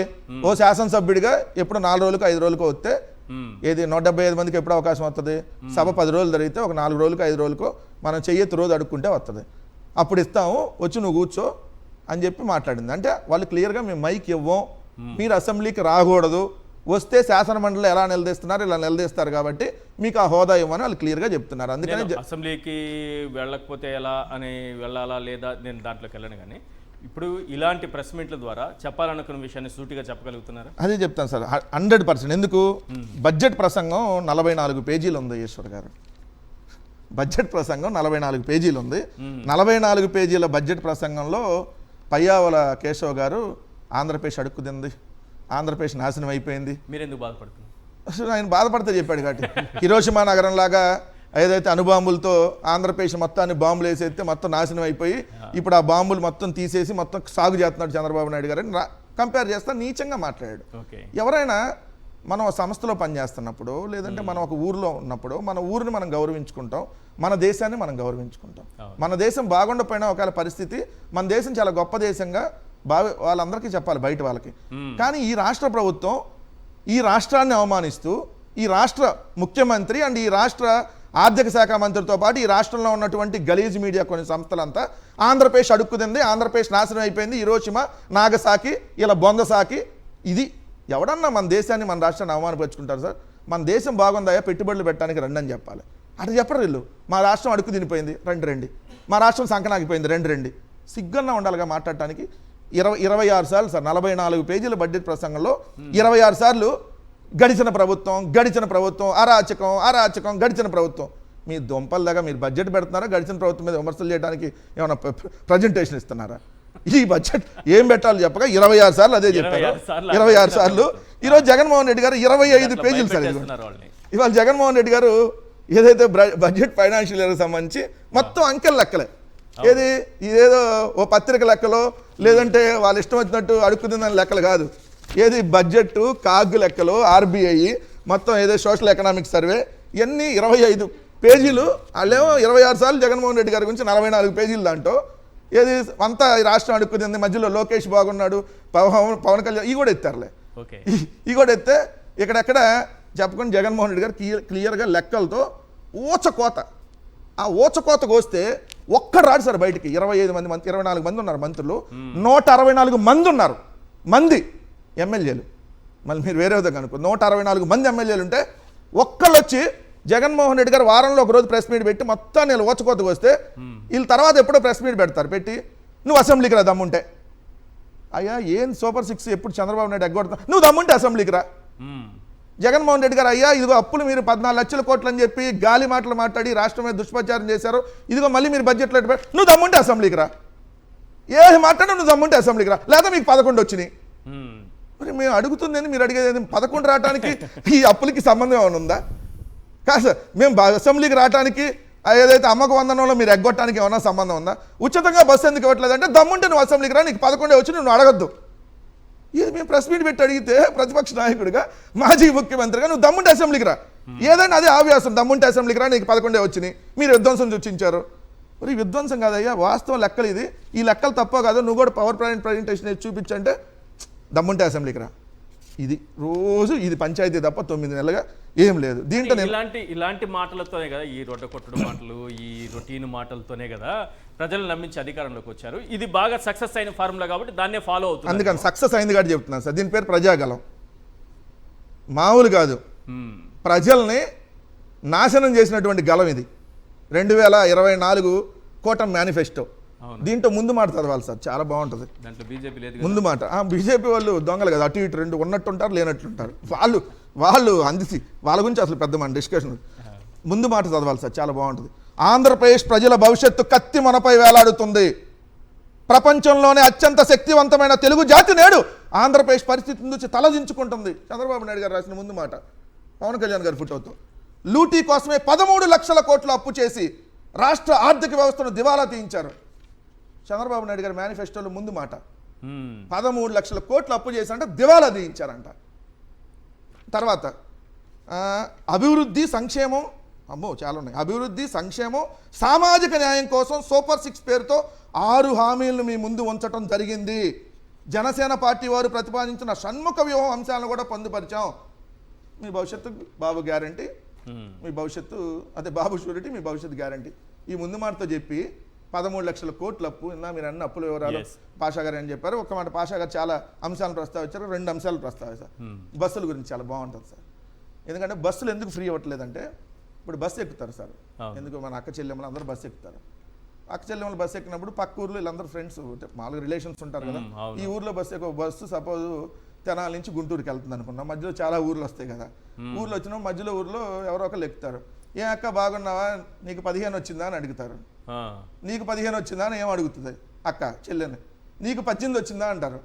అంటే నీకు 15,000, నీకు 18,000. బస్సులో కూడా డిస్కషన్ ఏంది, ఈ చంద్రబాబు నాయుడు అందరిని మోసం చేశాడని చెప్పి డ్రైవర్ కండక్టర్ సమక్షంలోనే బూతులు తిడతారు. దాన్ని మీలాంటి ఎవరో వెళ్ళి వీడియో తీస్తారు. రేపొద్దున జరిగేది అదే. అందుకని 5 ఏళ్ళు బస్సే ఉండదు. ఎందుకు ఈ బడ్జెట్లో కూడా పెట్టలా బస్సుకు సంబంధించి. అంటే 2 ఏళ్ళు పోయినట్టే కదా. ఇట్లా ఇది కూడా తల్లికి వందనము, రైతు భరోసా, వీటన్నిటికీ అర్హత కింద ఎలాగో కోతకు వస్తారు కాబట్టి అర్హత కింద ఎవరితో ఎవరు మాట్లాడకూడదు రాష్ట్రంలో. ఇప్పుడు ఫ్రీ బస్ అలాంటి వాళ్ళకే ఇస్తామని అట్లాంటి అర్హత. బస్సులో మహిళలకు ఫ్రీ, పురుషులు డబ్బులు కట్టాలి. బస్సు ఎక్కేటప్పుడు మహిళలు ఎక్కుతారు, పురుషులు ఎక్కుతారు బస్సు. అవును, దాంట్లో మహిళలకు ఫ్రీ. అవును, ఏది వీళ్ళు పథకం ఇంప్లిమెంట్ చేస్తే పురుషులకు ఉండదు. వాళ్ళు టికెట్ తీసుకొని ఎక్కాలి. ఎక్కినప్పుడు ఇంకో రైతు కూడా ఎక్కుతాడు కదా దాంట్లో. నీకు 20 వచ్చిందా అంటే, అరే నాకు మన 22 వచ్చింది అంటాడు కామెడీకి ఆయన. ఇంకో ఆయన మనకు వీడియోలు వస్తున్నాయి కదా, అరే దుంపదగ వీళ్ళేంద్ర అందరికి ప్రతి రైతుకి 20,000 అన్నారు, ₹1 కూడా ఇవ్వలేదు అని చెప్పి డిస్కషన్ అయింది కదా. అందుకని బస్సులు ఫ్రీ అనేది ఎత్తిపడేశారు. 2 పెండింగ్ బిల్లులు ఎన్నిటి వల్ల డిస్టర్బ్ అయిందని ఒక బాగా చెబుతున్నారు సార్. ఏమంటే ఈ మధ్య బాగా దుష్ప్రచారం ఏంటంటే జగన్మోహన్ రెడ్డి గారు చేసిన అప్పులకి, ఆయన పెట్టిన పెండింగ్ బిల్లులకి అసలు మేము దివాలా తీసిపోయాం, అందుకని ఇప్పుడు 1,00,000 కోట్లు అప్పు చేసామని ఓ దుష్ప్రచారం చేస్తున్నారు. చాలా రాంగ్ అది. ఎందుకు? జగన్మోహన్ రెడ్డి గారు అధికారంలోకి వచ్చే సమయానికి చంద్రబాబు నాయుడు గారు ప్రభుత్వం పెట్టినటువంటి పెండింగ్ బిల్లులు 63,724 కోట్లు మేము చెల్లించాం. 63,724 కోట్లు. అవి కాక చంద్రబాబు నాయుడు గారు ప్రభుత్వం చేసిన అప్పులు వారసత్వంగా 1,00,000 కోట్లు ఏదైతే విభజిత ఆంధ్రప్రదేశ్లో వచ్చిందో ఆ అప్పులకి అసలు 78,898 కోట్లు చెల్లించాం 5 ఏళ్లలో. వడ్డీ 1,14,759 కోట్లు చెల్లించాం. మొత్తం 1,93,657 కోట్లు జగన్మోహన్ రెడ్డి గారు ఏదైతే వారసత్వంగా వచ్చిన అప్పులకి, అప్పులు ప్లస్ వడ్డీ, చంద్రబాబు నాయుడు గారు చేసిన అప్పులకి, అప్పులు ప్లస్ వడ్డీ కలిపి 1,93,657 కోట్లు, అంటే దాదాపు 2,00,000 కోట్లు చెల్లించాడు. పెండింగ్ బిల్లు 63,000 కోట్లు, అంటే 2,63,000 కోట్లు గడిచిన పెండింగ్ బిల్లులు, అప్పులు, వడ్డీకి చెల్లించి రైతు భరోసా కేంద్రాలు, సచివాలయాలు, హెల్త్ క్లినిక్లు, డిజిటల్ లైబ్రరీలు, ఏదైతే 4 పోర్టులు, 10 ఫిషింగ్ హార్బర్లు, 6 ఫిష్ ల్యాండ్ సెంటర్లు, 17 మెడికల్ కాలేజీలు, 2,70,000 కోట్ల రూపాయల సంక్షేమం, ఏదైతే నేరుగా బటన్ నొక్కి డీబీటీ ద్వారా, నాన్ డీబీ ద్వారా ఇంకో 1,80,000 కోట్లు, ఇవన్నీ ఇన్ని చెల్లించి చేసాం. మరి నువ్వు 1,30,000 కోట్లు అప్పు చేసి ఏ వరకు ఇచ్చావు చంద్రబాబు నాయుడు గారు? ఏం చేసావు? ఇది కదా మీరు చేసింది విధ్వంసం, మేము చేసింది అభివృద్ధి సంక్షేమం. ఇవి లెక్కలు. మీకు దమ్ముంటే బడ్జెట్లో వాళ్ళు జగన్మోహన్ రెడ్డి గారు పెట్టినటువంటిది పవర్ పాయింట్ ప్రైవేటేషన్ మీ దగ్గర ఆల్రెడీ ఉంది. మీ మీడియా వాళ్ళందరి దగ్గర మొత్తం 25 పేజీలు ఇదంతా ఉంది. మీకు దమ్ముంటే, మీ 164 మందిలో ఒక్కడన్నా నిజాయితీ పరుడు ఉంటే, నేను మగతనం, దమ్ము, ధైర్యం ఏం మాట్లాడట్లా, నిజాయితీ పరుడు ఎవడన్నా ఉంటే, మీ ప్రభుత్వం నిజంగా తప్పు చేయకపోతే వీటికి లెక్కలకు వివరాలు ఇవ్వండి. జగన్మోహన్ రెడ్డి గారు అమ్మఒడి ఎంతమందికి అన్నాడు? మా దగ్గర అసలు అంతమంది జనాలు లేరు. మా దగ్గర ఉన్న పిల్లలు 40 లక్షల మంది ఉన్నారు, 80 లక్షల మంది లేరు, వాళ్ళని వేరే రాష్ట్రానికి పంపించేసాం. లేదండి మా దగ్గర ఎంతమంది రైతులు లేరు, వేరే రాష్ట్రంలో వెళ్ళి వ్యవసాయం చేసుకోమని చెప్పాం. చెప్పండి లెక్కలు. పెన్షన్లు తీసేసాం, వాళ్ళందరూ ఆల్రెడీ ఏదైతే వయసు తగ్గించేసాం వాళ్ళకి, ఎందుకంటే చాలా యంగ్గా యాక్టివ్గా ఉన్నారు, 60 సంవత్సరాలు దాటిన యంగ్గా యాక్టివ్గా ఉన్నారు అని చెప్పి తీసేసి 50 సంవత్సరాలకి వేసాం. చెప్పండి లెక్కలు అడుగుతున్నాను సార్. నేనే మీలో ఇప్పుడు మీరు బూతులు అయ్యే మాట్లాడతారు, దమ్ముంటారా, మగతనం ఉంటారా, నువ్వు పులివెందులు ఎమ్మెల్యే మాట్లాడుకోండి, మీరు ఇష్టం వచ్చినట్టు మాట్లాడుకోండి, ఏం ప్రాబ్లం లేదు. కాకపోతే ప్రజలకు సమాధానం చెప్పండి. రైట్. ఒకసారి ఆ ఉద్యోగాలకు సంబంధించి ఎమ్మెల్సీ వరద కళ్యాణి వారు అడిగినటువంటి ఆ ప్రశ్నకు లోకేష్ గారు ఇచ్చినటువంటి సమాధానం ఒకసారి ప్లే చేయండి ప్లీజ్. గవర్నర్ గారు చెప్పారు అధ్యక్ష, 9 నెలల్లో 4 లక్షల మంది యువతకు ఉద్యోగాలు ఇచ్చేసామని చెప్పారు అధ్యక్ష. ఎందుకంటే కల్పించబడినవి అన్నారు. అసలు ఏ శాఖలో కల్పించారు, ఏ కంపెనీలో ఇచ్చారు, ఎక్కడ ఇచ్చారో తెలియజేయాల్సిందిగా అడుగుతున్నాను అధ్యక్ష. ఇచ్చామని ఎక్కడ చెప్పాం మేడం? మేము ఇచ్చామని చెప్పలేదు మేడం. 4 లక్షల ఉద్యోగాలు ఇచ్చాము అని చెప్పలేదు. 4 లక్షల ఉద్యోగాలు ఇచ్చాము అని చెప్పలేదు. ఉద్యోగాల కోసం గవర్నర్ గారు చెప్పారు అధ్యక్ష, 9 నెలల్లో 4 లక్షల మంది యువతకు ఉద్యోగాలు ఇచ్చేసామని చెప్పారు అధ్యక్ష. ఎందుకంటే కల్పించబడినవి అన్నారు. అసలు ఏ శాఖలో కల్పించారు, ఏ కంపెనీలో ఇచ్చారు, ఎక్కడ ఇచ్చారో తెలియజేయాల్సిందిగా అడుగుతున్నాను అధ్యక్ష. ఇచ్చామని ఎక్కడ చెప్పాం మేడం? మేము ఇచ్చామని చెప్పలేదు మేడం. 4 లక్షల ఉద్యోగాలు ఇచ్చాము అని చెప్పలేదు. 4 లక్షల ఉద్యోగాలు ఇచ్చాము అని చెప్పలేదు. సార్ నాకు ఒక్క నిమిషం ఒకసారి సారీ అన్న బీవీరావు అన్న దగ్గర ఒక్క నిమిషం. ఇదిగోండి సార్, ఇది ఈనాడు దినపత్రిక. గవర్నర్ గారి ప్రసంగం 24వ తారీఖు మన ఫిబ్రవరి వచ్చింది. అవును, తెలుగులో సేమ్ అనువాదించి. ఈనాడు తెలుగు బాగా రాస్తారు అని వాళ్ళు బాగా డబ్బా కొట్టుకుంటారు కదా, ఇక్కడ పాపం దొరికిపోయింది. ఎట్లా? ఎందుకంటే నిజమే రాశారు వాళ్ళు, నిజమే రాశారు. ఏమని? ఇప్పటికే 6.5 లక్షల కోట్ల పెట్టుబడులు వచ్చాయి, 4 లక్షల మందికి ఉపాధి కల్పించాం. 4 లక్షలే సార్, మీ 40 లక్షలుగా. ఇదిగోండి సార్, ఇక్కడ 2 అంశాలు. ఫస్ట్ ఈనాడు కూడా తప్పు రాస్తుందంటారా లోకేష్ గారు? లేదుగా, ఈనాడు తెలుగులో స్పష్టంగా, ఎందుకంటే తెలుగు ఇదే గవర్నర్ గారు చదివింది ఇదే. ఏమని? అసెంబ్లీలో ప్రసంగిస్తున్న గవర్నర్ జస్టిస్ అబ్దుల్ నజీర్, చిత్రంలో మండలి చైర్మన్ మోషన్ రాజు, స్పీకర్ అయ్యన్న పాత్రుడు. కిందే ఇప్పటికే 6.5 లక్షల కోట్ల పెట్టుబడులు వచ్చేసినాయి, 4 లక్షల మందికి ఉపాధి కల్పిస్తాం కాదు, కల్పించాం. ఏనండి, ఇది రెండోది. ఫస్ట్ లైన్లో సామాజిక భద్రతా పింఛన్లకు 4,000 పెంచి ఏడాదికి 33,312 కోట్లు వ్యయం చేస్తున్నాం. మరి బడ్జెట్లో 5,000 కోట్లు తక్కువ పెట్టారు. ఇది అందుకని మీరు అది ఎత్తారు కదా, మర్చిపోయి ఇందాక. రైట్. రావు గారు, ఏంటి ఈరోజు జగన్మోహన్ రెడ్డి గారు ఇచ్చిన పవర్ పాయింట్ ప్రజెంటేషన్ పైన ఏం చెప్తారు? ఈ ఓవరాల్ బడ్జెట్ పైన నిజానికి అసెంబ్లీలోకి పోయి మాట్లాడుంటే బాగుండేదా, ఇదే కరెక్ట్ అనుకుంటున్నారా? అందరికీ నమస్కారం అండి. ప్యానల్ సభ్యులకి, మీకు అదేవిధంగా సాక్షి టీవీ ప్రేక్షకులందరికీ కూడా నమస్కారం. నమస్తే. జగన్మోహన్ రెడ్డి గారు ఈ రోజున చాలా అత్యద్భుతంగా రాష్ట్ర ప్రజల సంక్షేమం కోసం ఆలోచిస్తూ రాష్ట్ర ప్రజల్ని ఈ రోజున ఎన్డీఏ కూటమి ప్రభుత్వం ఏ రకంగా మోసం చేసిందో సాక్ష్యాలతో సహా, ఆధారాలతో సహా, అంకెలతో సహా ఊచకోత కోసినట్టుగా ఈ రోజున ఆయన ప్రెస్ మీట్ లో చాలా క్లియర్ గా అందరికీ కూడా చెప్పడం జరిగింది. అదేవిధంగా ఈ రోజున మనకి వైఎస్ జగన్మోహన్ రెడ్డి గారు అసెంబ్లీలో ప్రతిపక్ష నాయకుడిగా ఉంటే వీళ్ళ వైఫల్యాలన్నీ ఆయన ఎండగడతారు, దానికి సమాధానం వాళ్ళ దగ్గర లేదు కాబట్టి ఆయన ఎట్టి పరిస్థితుల్లో అసెంబ్లీలోకి వస్తే ఆయనకి ప్రతిపక్ష హోదాలో ఇచ్చి ఆయన ప్రతిపక్ష నాయకుడు గుర్తిస్తే ఆయనకి అంత సమయం ఇవ్వాల్సి వస్తుందని చెప్పి కేవలం కుట్రపూరితంగా ఈ రోజున ఆయన ప్రతిపక్ష నాయకుడు హోదా ఇవ్వకుండా ఈ రోజున అడ్డుపడుతున్నారు. కానీ ప్రతిపక్ష నాయకుడు, ప్రజల సంక్షేమం కోరుకునే నాయకుడు గొంతుని ఎవరు కూడా గొంతు నొక్కలేరని వైఎస్ జగన్మోహన్ రెడ్డి గారు ఖచ్చితంగా కూడా నేను ప్రెస్ మీట్ పెట్టాను, ప్రజలకు ఎప్పుడు న్యాయం జరిగేలా కృషి చేస్తాను, ప్రభుత్వాన్ని ప్రశ్నిస్తూ ఉంటానని చెప్పి ఈ రోజు ఆయన ప్రశ్నిస్తా ఉన్నారు. సూపర్ 6 హామీ అనే పథకాలతో ఆ రోజు అత్యద్భుతంగా మాటలు గారడీ చేసి కూటమి ప్రభుత్వం చేస్తే అది ఎలా ఉందంటే చంద్రబాబు నాయుడు గారిని చూస్తా ఉంటే నాకు ఒక సామెత గుర్తొస్తా ఉంది. వెనకటికి ఎవరో మాటలు తేట మా ఇంటి కాడ, మాపటి భోజనం మీ ఇంటి కాడ అన్నారంట. ఇవన్నీ ఇస్తామని చెప్పి మాటలన్నీ చెప్పిందేమో ఆయన. ఇప్పుడు భోజనం పెట్టాల్సిన సమయం వచ్చినప్పుడేమో మాటల తేట మా ఇంటి దగ్గర, మాపటి భోజనం మీ ఇంటి దగ్గర అన్నాడు. అంటే వైఎస్ఆర్ కాంగ్రెస్ పార్టీలో ఎలా జరిగింది అలా జరిగింది అని చెప్తున్నారు. వెనకటికి ఇంకో సామెత కూడా ఉంది, ఇంకోటి ఏడుస్తూ ఉంటాడంట అస్తమానం, ఏదన్నా వాడు చేయాల్సిన పనులు ఏమైనా ఇవ్వాల్సి ఉంటే ఏడుస్తున్నావు ఎందుకురా అంటే ఎగ్గొట్టడానికి అన్నాడంట. ఈ సూపర్ 6 హామీల పథకాలు ఇవన్నీ ఇవ్వాల్సిన బాధ్యత అవన్నీ కూడా బాబు షూరిటీ భవిష్యత్ గ్యారంటీ అని చెప్పి ఒక గ్యారంటీ, ఒక పథకాన్ని గ్యారంటీ కార్డు కూడా ఆ రోజు ఇచ్చి దానికి ఈ రోజున ఎగ్గొట్టడానికి అన్నప్పులేని ఇన్నప్పులేని చెప్తున్నారు. విజనరీ అని చెప్పి అదని చెప్పి అన్ని అబద్ధాలు, లేని అప్పును కూడా 13 లక్షల కోట్ల అప్పు ఉందని చెప్పి ఆ రోజున అబద్ధాలతో ప్రచారం చేసి మీరు అధికారంలోకి వచ్చిన తర్వాత ఈ రోజున అది నెరవేర్చాల్సిన బాధ్యత మీ మీద ఉంటే మీరు ఏ విధంగా నెరవేరుస్తారో చెప్పమంటే ఏడుస్తున్నాం ఎందుకు ఎగ్గొట్టడానికి అన్నట్టుగా కాకమ్మ కబుర్లు చెప్తున్నారు.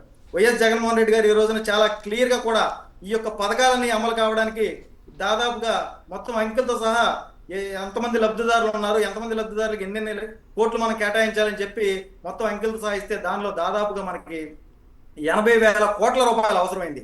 కానీ ఈ రోజున దానికి మాత్రం వాళ్ళు కేటాయించిన దాంట్లో కూడా ఇందాక మనం అందరం అనుకున్నట్టుగా కూడా వాళ్ళు తప్పుగా ఆలోచించాల.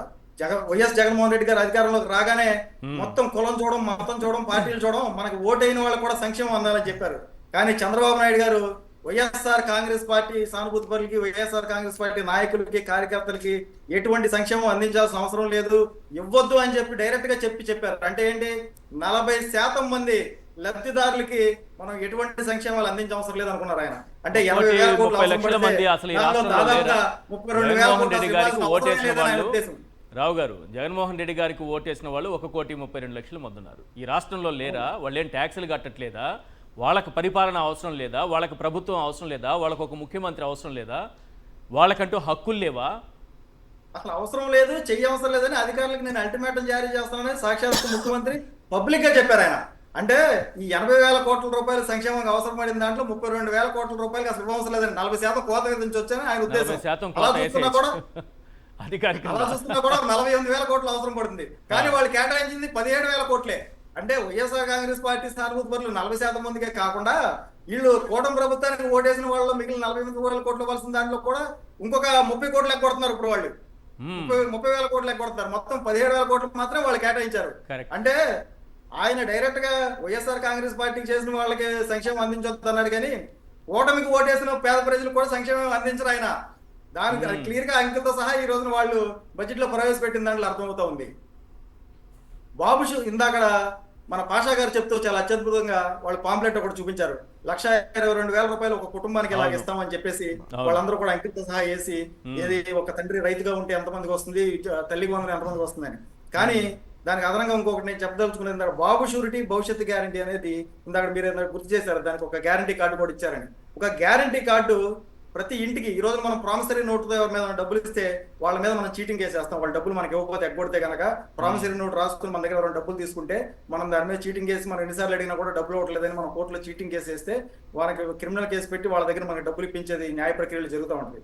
ఈ బాబు షూరిటీ భవిష్యత్తు గ్యారంటీ, ఈ యొక్క గ్యారంటీ కార్డులు అని చెప్పి తెలుగుదేశం పార్టీ ఆ రోజున వాళ్ళకు యాప్ ఉంది. ప్రతి ఇంటి డేటా కూడా, ఆ ఇంట్లో పేదలు ఎంతమంది ఉన్నారు, తెల్లకార్డుదారులు ఎంతమంది ఉన్నారు, వాళ్ళు చదువుకునే వాళ్ళు ఎంతమంది ఉన్నారు, వీళ్ళు ఎంతమంది ఉన్నారు, వీళ్ళ అంకెలతో సహా ఆ యాప్ లో కూడా వీళ్ళు డేటా వేసుకుని బాబు షూరిటీ భవిష్యత్తు గ్యారంటీ కార్డుని ప్రతి ఇంటికి వెళ్ళి ఆ మేనిఫెస్టో ఇచ్చి ఏ ఇంటికి ఆ ఇంటికి ఎంత వస్తుందో, ఇలా జనరలైజ్ గా కూడా కాదు, మీ ఇంట్లో ఇద్దరు పిల్లలు చదువుకుంటున్నారు, సో వాళ్ళిద్దరికి కలిపి చెరుకు ఒక 15,000 రూపాయలు వస్తుంది. మీ ఇంట్లో 18 ఏళ్ళు నిన్న ఆడపిల్లలు ఎంతమంది ఉన్నారు, వాళ్ళందరికీ కూడా నెలకి 1,500 వస్తుంది అని ఒక్కొక్క ఇంట్లో కొంతమందికి మీకు 10 లక్షల సంవత్సరానికి వస్తాయి అని కూడా గ్యారంటీ కార్డు మీద తెలుగుదేశం పార్టీ అధ్యక్షుడు, జాతీయ అధ్యక్షుడు నారా చంద్రబాబు నాయుడు గారిని సంతకం పెట్టి, జనసేన పార్టీ అధ్యక్షుడు పవన్ కళ్యాణ్, ఎందుకంటే నేను అప్పుడు అందులో ఉన్నాను కాబట్టి ఆ గ్యారంటీ కార్డులు మేము కూడా పంచాం. ఈ రోజు వీళ్ళందరూ చీటింగ్ కేసు పెడితే రేపొద్దున మళ్ళీ మేము కూడా కోర్టుల చుట్టూ తిరగాల్సి వస్తుందో మరి మమ్మల్ని కూడా ఇరికించారు ఆ రోజున. అయితే దానిలో పవన్ కళ్యాణ్ గారు సంతకం పెట్టారు గ్యారంటీ అని. గ్యారంటీ మమ్మల్ని రేపొద్దు చొక్కా పట్టుకుని నిలదీయండి అడిగాం ఆ రోజున మేము కూడా వెళ్ళి. దాని తర్వాత తెలుగుదేశం పార్టీ మండల అధ్యక్షుడు సంతకం పెట్టాడు, తెలుగుదేశం పార్టీ గ్రామ అధ్యక్షుడు సంతకం పెట్టాడు. సంతకం పెట్టి వాళ్ళు యాప్లో వేసి ఏ కుటుంబానికి ఆ కుటుంబానికి ఒక గ్యారంటీ కార్డులు ఇచ్చారు. అంకేసి మీకు ఎంత సంక్షేమం వస్తుంది, కూటమి ప్రభుత్వం అధికారంలోకి వస్తే మీ ఇంటికి 3,50,000 రూపాయలు వస్తాయి, మీ ఇంటికి అయితే 4,50,000 వస్తాయి, మీ ఇంటికి అయితే 10 లక్షలు వస్తాయి. ఇందులో ఏ ఒక్క రూపాయి తగ్గినా మమ్మల్ని అడగండి, ఇది గ్యారంటీ ఇస్తున్నాం మేము. వైఎస్ జగన్మోహన్ రెడ్డి గారు వైఎస్ఆర్ కాంగ్రెస్ పార్టీ వాళ్ళు పాంప్లెట్లు ఇచ్చినట్టు మేనిఫెస్టో పెట్టారు కదా, మా మేనిఫెస్టో గ్యారంటీ అన్నారు. ఈ రోజున వీళ్ళందరూ కూడా పొలిటికల్ కామెంట్స్ కి దానికి కూడా మనోభావాలు దెబ్బతిని నేను రాష్ట్ర వ్యాప్తంగా కేసులు పెడతా ఉన్నారు కదా. నన్ను అడిగితే ఈ రోజున వైఎస్ జగన్మోహన్ రెడ్డి గారు కానీ, ప్రతిపక్ష పార్టీలు కానీ, మొత్తం సంఘాలు కానీ, ప్రజల తరఫున పోరాడే వాళ్ళు కానీ అందరూ కూడా ఒక పిలుపునివ్వాలి. ఎంత దారుణంగా గ్యారంటీ కార్డు ఇచ్చి దాని మీద సంతకం పెట్టి ముఖ్యమంత్రి అయిన వ్యక్తి మీద, ఆ ముఖ్యమంత్రి గారి మీద, ఆ ఉప ముఖ్యమంత్రి గారి మీద, అదేవిధంగా గ్రామ మండల తెలుగుదేశం పార్టీ అధ్యక్షుడి మీద, అదేవిధంగా సంతకం పెట్టిన గ్రామ తెలుగుదేశం పార్టీ అధ్యక్షుడి మీద రాష్ట్ర వ్యాప్తంగా ఆ బాబు షూరిటీ భవిష్యత్తు గ్యారంటీ కార్డులు ఏ ఇంట్లో అయితే ఉన్నాయో ఆ ఇంట్లో బీరువాలో వాళ్ళు దాచుకున్నారు, వాళ్ళ అంకిల్ రోజు చూసుకుంటూనే ఉన్నారు. ఇంకా మాక్సిమం నాకు తెలిసి 1 నెల చూస్తారు. తర్వాత అందరూ కూడా ఇదే పిలుపు వైఎస్ఆర్ కాంగ్రెస్ పార్టీ తరఫున మా నాయకుడిని వాళ్ళని కూడా నేను కోరుకుంటా ఉన్నాను. ఆ బీరువాలో ఉన్న గ్యారంటీ కార్డులు బయటకు తీసి బూజు దులిపి అందరూ కూడా వెళ్ళి చీటింగ్ వేసి పెట్టాలని చెప్పి ముఖ్యమంత్రి చంద్రబాబు నాయుడు గారి మీద, పవన్ కళ్యాణ్ గారి మీద, మండల తెలుగుదేశం పార్టీ అధ్యక్షుడి మీద, గ్రామ తెలుగుదేశం పార్టీ అధ్యక్షుడి మీద ఆ గ్యారంటీ కార్డులు ఆధారంగా చూపించి చీటింగ్ వేసి పెట్టి మాకు రావాల్సిన బాకీలు ఇస్తామని చెప్పి వీళ్ళు అధికారంలోకి వచ్చి ఈ రోజు లక్షల కోట్లు దోచుకుంటూ మాకు పంగనామం పెట్టారని చెప్పి వీళ్ళందరూ కేసులు వేయాలండి. అప్పుడు కానీ ఇది దేశం మొత్తం కూడా ఈ రోజు ఆంధ్రప్రదేశ్ రాష్ట్రంలో జరిగిన ఈ యొక్క నమ్మక ద్రోహాన్ని దేశం మొత్తం, ప్రపంచం మొత్తం తెలుస్తుందని చెప్పి నేను ఈ రోజు దేశంలో ఎక్కడ కూడా ఈ రకంగా ఇంటింటికి వెళ్ళి బాండ్లు, ఈ గ్యారంటీ కార్డులు ఇచ్చి ఓట్లు వేయించుకున్న పార్టీ ఏదీ లేదు నాకు తెలిసినంత వరకు. ఏదీ లేదు. బాండ్ ఇచ్చి సంతకం పెట్టి గ్యారంటీ కార్డు ఇది ఖచ్చితంగా ఇస్తామని చెప్పి గ్యారంటీ అని చెప్పి సంతకం పెట్టారు. దీన్ని ఖచ్చితంగా కూడా ఆంధ్రప్రదేశ్ రాష్ట్రంలో ప్రజలందరూ కూడా, పేద ప్రజలందరూ ఎవరైతే ఆ గ్యారంటీ కార్డు చూసి ఓటేశారో వాళ్ళందరూ కూడా కేసులు పెట్టాలి. ఇది రాజకీయ కేసు కాదు, ఒక నమ్మక ద్రోహం కేసు. ఇది రాజకీయ కేసు కాదు, చీటింగ్ కేసు. చంద్రబాబు నాయుడు గారి మీద చీటింగ్ కేసు పెట్టాలి, పవన్ కళ్యాణ్ గారి మీద చీటింగ్ కేసు పెట్టాలి. ఈ యొక్క గ్యారంటీ కార్డు సంతకం పెట్టిన ప్రతి ఒక్కరి మీద కూడా చీటింగ్ కేసులు పెట్టాలి. మేము ఆ రోజు నిలిచాం కాబట్టి, మేము సంతకాలు పెట్టలేదు కాబట్టి మమ్మల్ని సాక్షులుగా కావాలంటే పెట్టుకోవచ్చు. రైట్. తానిచ్చిన హామీలకు, తాను అమలు చేయాల్సిన పథకాలకే చంద్రబాబు నాయుడు గారు ఏ రకంగా తూట్లు పొడిచారనేది ఒక్కసారి స్క్రీన్ పైన చూద్దాం. ఎందుకంటే గుండు సున్నాలు ఎక్కువగా కనిపిస్తున్నాయి, సున్నాలు ఎక్కువగా కనిపిస్తున్నాయి. బడ్జెట్లో సున్నాలు చూడడం అనేది తనిచ్చిన హామీలకు సంబంధించి ఇదే మొదటిసారి కావచ్చేమో. ఆడబిడ్డ నిధి ఏడాదికి అవసరం 28,800 కోట్లు కేటాయింపు. గుండు సున్నా కోత ఎంత పెట్టారంటే 100కు 100%. కొన్ని పథకాలు మనం చూసాం, ఎంతో కొంత కేటాయించారు, దీన్ని 100కు 100%. 2 బడ్జెట్లో ఎగ్గొట్టింది 57,600 కోట్లు. నెక్స్ట్ నిరుద్యోగ భృతి, అమాయకులైనటువంటి యువతని మోసం చేసినటువంటి విధానం. ఏడాదికి అవసరం 57,600 కోట్లు కేటాయింపు. గుండు సున్నా ఈ బడ్జెట్లో. కోత ఎంత పెట్టారంటే 100కు 100%. నెక్స్ట్ 2 బడ్జెట్లో ఎగ్గొట్టింది 1,15,200 కోట్లు. ఉచిత బస్సు ప్రయాణం, దీనికి ఎంత అవసరం అవుతుందంటే ఏడాదికి 3,182 కోట్లు. కేటాయింపు ఎంత అంటే గుండు సున్నా. నెక్స్ట్ కోత ఎంత అంటే 100కు 100%. 2 బడ్జెట్లలో ఎగ్గొట్టింది 6,364 కోట్లు. నెక్స్ట్ వాహన మిత్ర, ఏడాదికి అవసరం 28,800 కోట్లు. కేటాయింపు గుండు సున్నా. కోత పెట్టింది 100%. 2 బడ్జెట్లో ఎగ్గొట్టింది దాదాపు 1000 కోట్లు. దాదాపు 1000 కోట్లు ఎగ్గొట్టారు. డ్వాక్రా మహిళలు 10 లక్షల వరకు వడ్డీ లేని రుణం ఇస్తానన్నారు. 10 లక్షల వరకు వడ్డీ లేని రుణం ఇస్తానని ఈ బడ్జెట్లో కేటాయించింది 0. అంటే ఆ డ్వాక్రా మహిళలకు ఇచ్చినటువంటి హామీ 10 లక్షల వరకు వడ్డీ లేని రుణం అనేది 100కు 100% జరిగినటువంటి మోసం ఈ బడ్జెట్ అనేది క్లియర్గా కనిపిస్తుంది. ఇట్లా సొంత బడ్జెట్ కూడా సున్నాలు కేటాయించుకునే పరిస్థితి ఉంటుందా పాషా గారు? ఈ సున్నాలు ఏంటి సార్? ఇక్కడ మనకు కనిపించేటటువంటి ఇక్కడ ఉన్నాయో ఈ 5 మీరు చూపిస్తున్నారు, ఇవి కాకుండా ఇంకా చాలా ఉన్నాయి సార్. ఇన్ని ఉన్నాయి ఇక్కడ మీరు చూస్తున్నారు కదా, ఈ 21 ఉన్నాయి టోటల్ కలుపుకుంటే.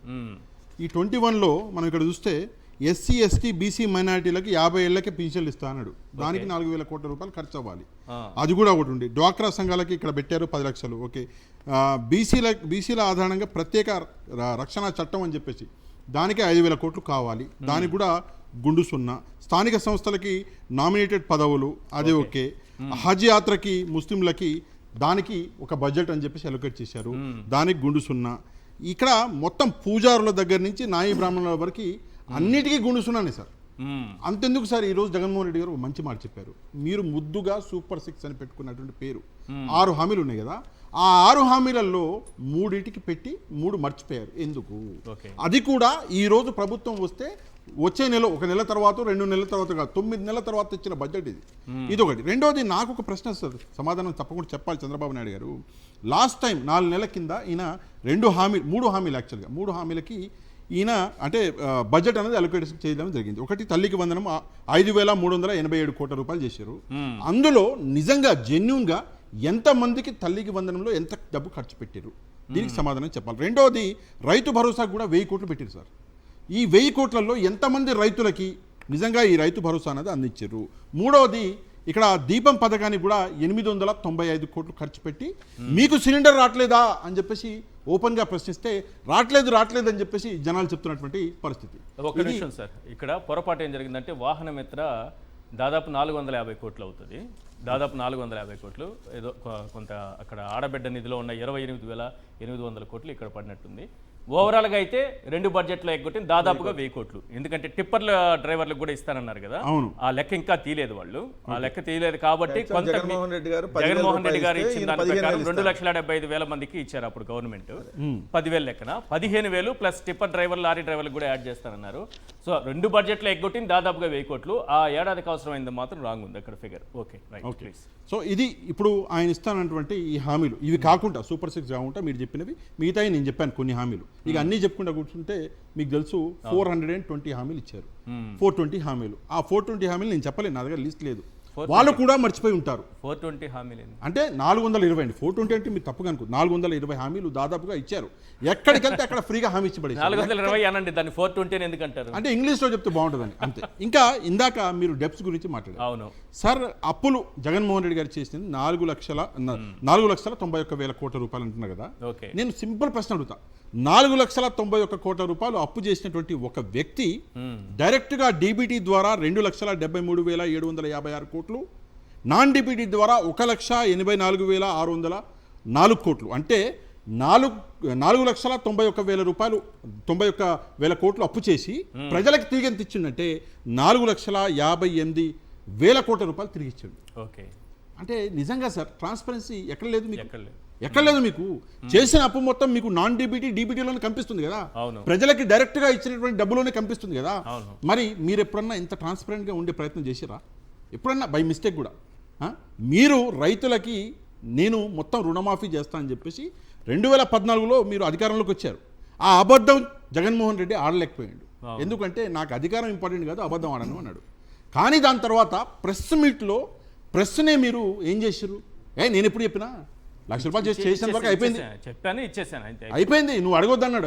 రేపు ఇదే జరుగుతుంది. తల్లికి వందనం ఇచ్చేసాము, అన్నదాత సుఖీభావ ఇచ్చేసాము, గ్యాస్ సిలిండర్లు ఇచ్చేసాము, బస్సు ఫ్రీ ప్రయాణం జరుగుతోంది. మీకు కనిపించకపోతే నేనేం చేయాలయా అని అంటే ఏం మాట్లాడతారు? అంటే తెలంగాణలో, బెంగళూరు, అటు కర్ణాటకలో జరుగుతుంది, అది చూసుకుని అంటాడు, అది వేరే సంగతి. కానీ ఇక నెక్స్ట్ సార్ ఒక విషయం మాటికి అడుగుతున్నారు, అసెంబ్లీకి రా అని చెప్పేసి పిలుస్తున్నారు. ఏమీ దొరకకపోతే, ఇప్పుడు ఇందాక వెంకటరెడ్డి గారు చూపించారు, ఈ రోజు చెప్పినటువంటి ప్రతి మాట జగన్మోహన్ రెడ్డి గారు విత్ డేటా చెప్పించారు. అవును, ఆ డేటా మీద మాట్లాడే ధైర్యం లేదు. కానీ ఏమీ దొరకకపోతే అసెంబ్లీకి రా అంటున్నారు. నేను సింపుల్గా ఒక విషయం అడుగుతున్నా, చంద్రబాబు నాయుడు గారు ఎన్ని సంవత్సరాలు రాలేదు అసెంబ్లీకి? నేను రాను, ముఖ్యమంత్రి అయ్యి వస్తా అని చెప్పేసి చెప్పారు. ఆ మొత్తం లెక్కలేసుకుంటే 60 రోజులు కాదా? మరి చంద్రబాబు నాయుడు గారిని అప్పుడు సస్పెండ్ చేయలేకపోయినామా? జగన్మోహన్ రెడ్డి గారు చేయలేడా? చేయొచ్చు కదా. కానీ అప్పుడు ఇట్లాంటి చిల్లర అంటే లో లెవెల్ ఇది థాట్, ఇది థింకింగ్ చిల్లర. అది 60 రోజులు రాకపోతే సస్పెండ్ చేస్తా, రావాలి అని చెప్పేసి మాట్లాడడం. ఇంకోటి సార్, ఏంటి సార్ మీరు మాట్లాడితే అపోజిషన్ ఇవ్వము, ఆ 10% రూల్ అది ఇది అంటున్నారు.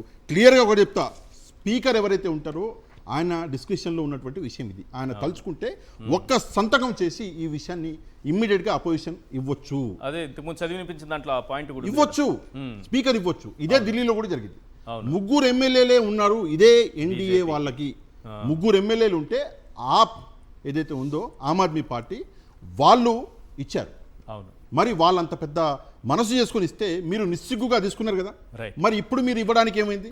Right. ఇంకోటి సార్, ఇక్కడ 11 మంది ఎమ్మెల్యేలు ఈరోజు లోకేష్ గారు జగన్మోహన్ రెడ్డి గారి ప్రెస్ మీట్ తర్వాత లోకేష్ గారు మాట్లాడుతూ మా డిప్యూటీ సీఎం గారిని పట్టుకుని అంత మాట అంటవా నువ్వు అని చెప్పేసి కొన్ని మాటలు మాట్లాడింది. ఎందుకు నేను బాధపడ్డా అంటే లోకేష్ గారు కాకుండా వేరే ఎవరన్నా ఉంటే నేను ఊకినేవాడిని. లోకేష్ గారు ఒక కేసు కోర్టులో ఉంది. మీకు తెలుసు, వివేకానంద రెడ్డి గారి కేసు కోర్టులో ఉంది. కోర్టులో కేసు ఉన్నటువంటి విషయాన్ని బాబాయిని వేసేసి మా మీద అన్నాడు. అంటే అసలు జగన్మోహన్ రెడ్డి గారి పేరు ఎక్కడ ఉందా ఆ కేసులో? ఎక్కడన్నా ఉందా పేరు? సరే, ఆ కోర్టులో కేసు ఉంది. మీరు ఒక చదువుకున్నటువంటి ఒక మంత్రి, మీరు ఇట్లాంటి మాటలు మాట్లాడితే మేము ఇక మిగతా వాళ్ళ నుంచి ఏం ఎక్స్పెక్ట్ చేయాలి? మీరు ఒక ముఖ్యమంత్రి కొడుకు, మీరు ఇట్లా మాట్లాడొచ్చా? సరే, వేరే విషయాల మీద మీరు మాట్లాడుతున్నారు, మేము కూడా నవ్వుకుంటున్నాం, నవ్వుకోవాలి కాబట్టి నవ్వుకుంటున్నాం. కానీ కోర్టులో ఉన్నటువంటి విషయం గురించి మీరు ఇట్లా మాట్లాడుతున్నారు. సరే, 11 ఎమ్మెల్యేలు, సరే వీళ్ళు మాటికి 11 మంది అని చెప్పేసి కొంతమంది కామెడీ షోలో యాక్ట్ చేసి జీతాలు తీసుకునే వాళ్ళు కూడా చెప్తున్నారు. సార్, 11 మంది ఎమ్మెల్యేలు అంటున్నారు కదా. ఈ స్పెషల్లీ ఎవరు జనసేన వాళ్ళు, జనసేన అన్న పార్టీకి ఉన్న దమ్మెంతంటే కేవలము 6.87%. కేవలము 6.87% జనసేన పార్టీకి ఉన్న దమ్ము. వైఎస్ఆర్సీపీకి ఉన్నటువంటి దమ్ ఎంత అంటే 39.37%. ఎక్కడ 39.37%, ఎక్కడ 6 ఒక్కసారి ఆలోచించుకొని సమాధానం చెప్పాలి. 11 అనకండి, వ్యత్యాసం ఎంత ఉందో చూడండి. వ్యత్యాసం ఎంత ఉంది అంటే టీడీపీకి వైసీపీకి ఉన్నటువంటి వ్యత్యాసం ఓట్లు, అది జనసేన బలం, అది జనసేన. అసలు వాళ్ళిద్దరు టీడీపీకి వైసీపీకి మధ్యలో ఉన్నటువంటి వ్యత్యాసం ఏదైతే ఉందో ఆ వ్యత్యాసమే జనసేన. రైట్. మీరు ఇందాక గుండు సున్నా అని చేసిన దాంట్లో మీరు పొరపాటుగా ఏదైతే ప్రింట్ అటుది ఇటు పడితే మీరు కరెక్షన్ చేసి చెప్పారు. అవును.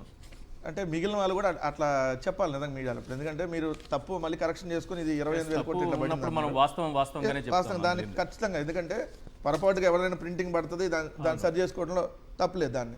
కానీ మీరు ఇంకొన్ని గుండు సున్నాలు మర్చిపోతే, అసలు కేటాయించని గుండు సున్నాల గురించి మీరు రాశారు కొన్ని, కేటాయించి ఖర్చు పెట్టిన గుండు సున్నాల గురించి చెప్పలేదే.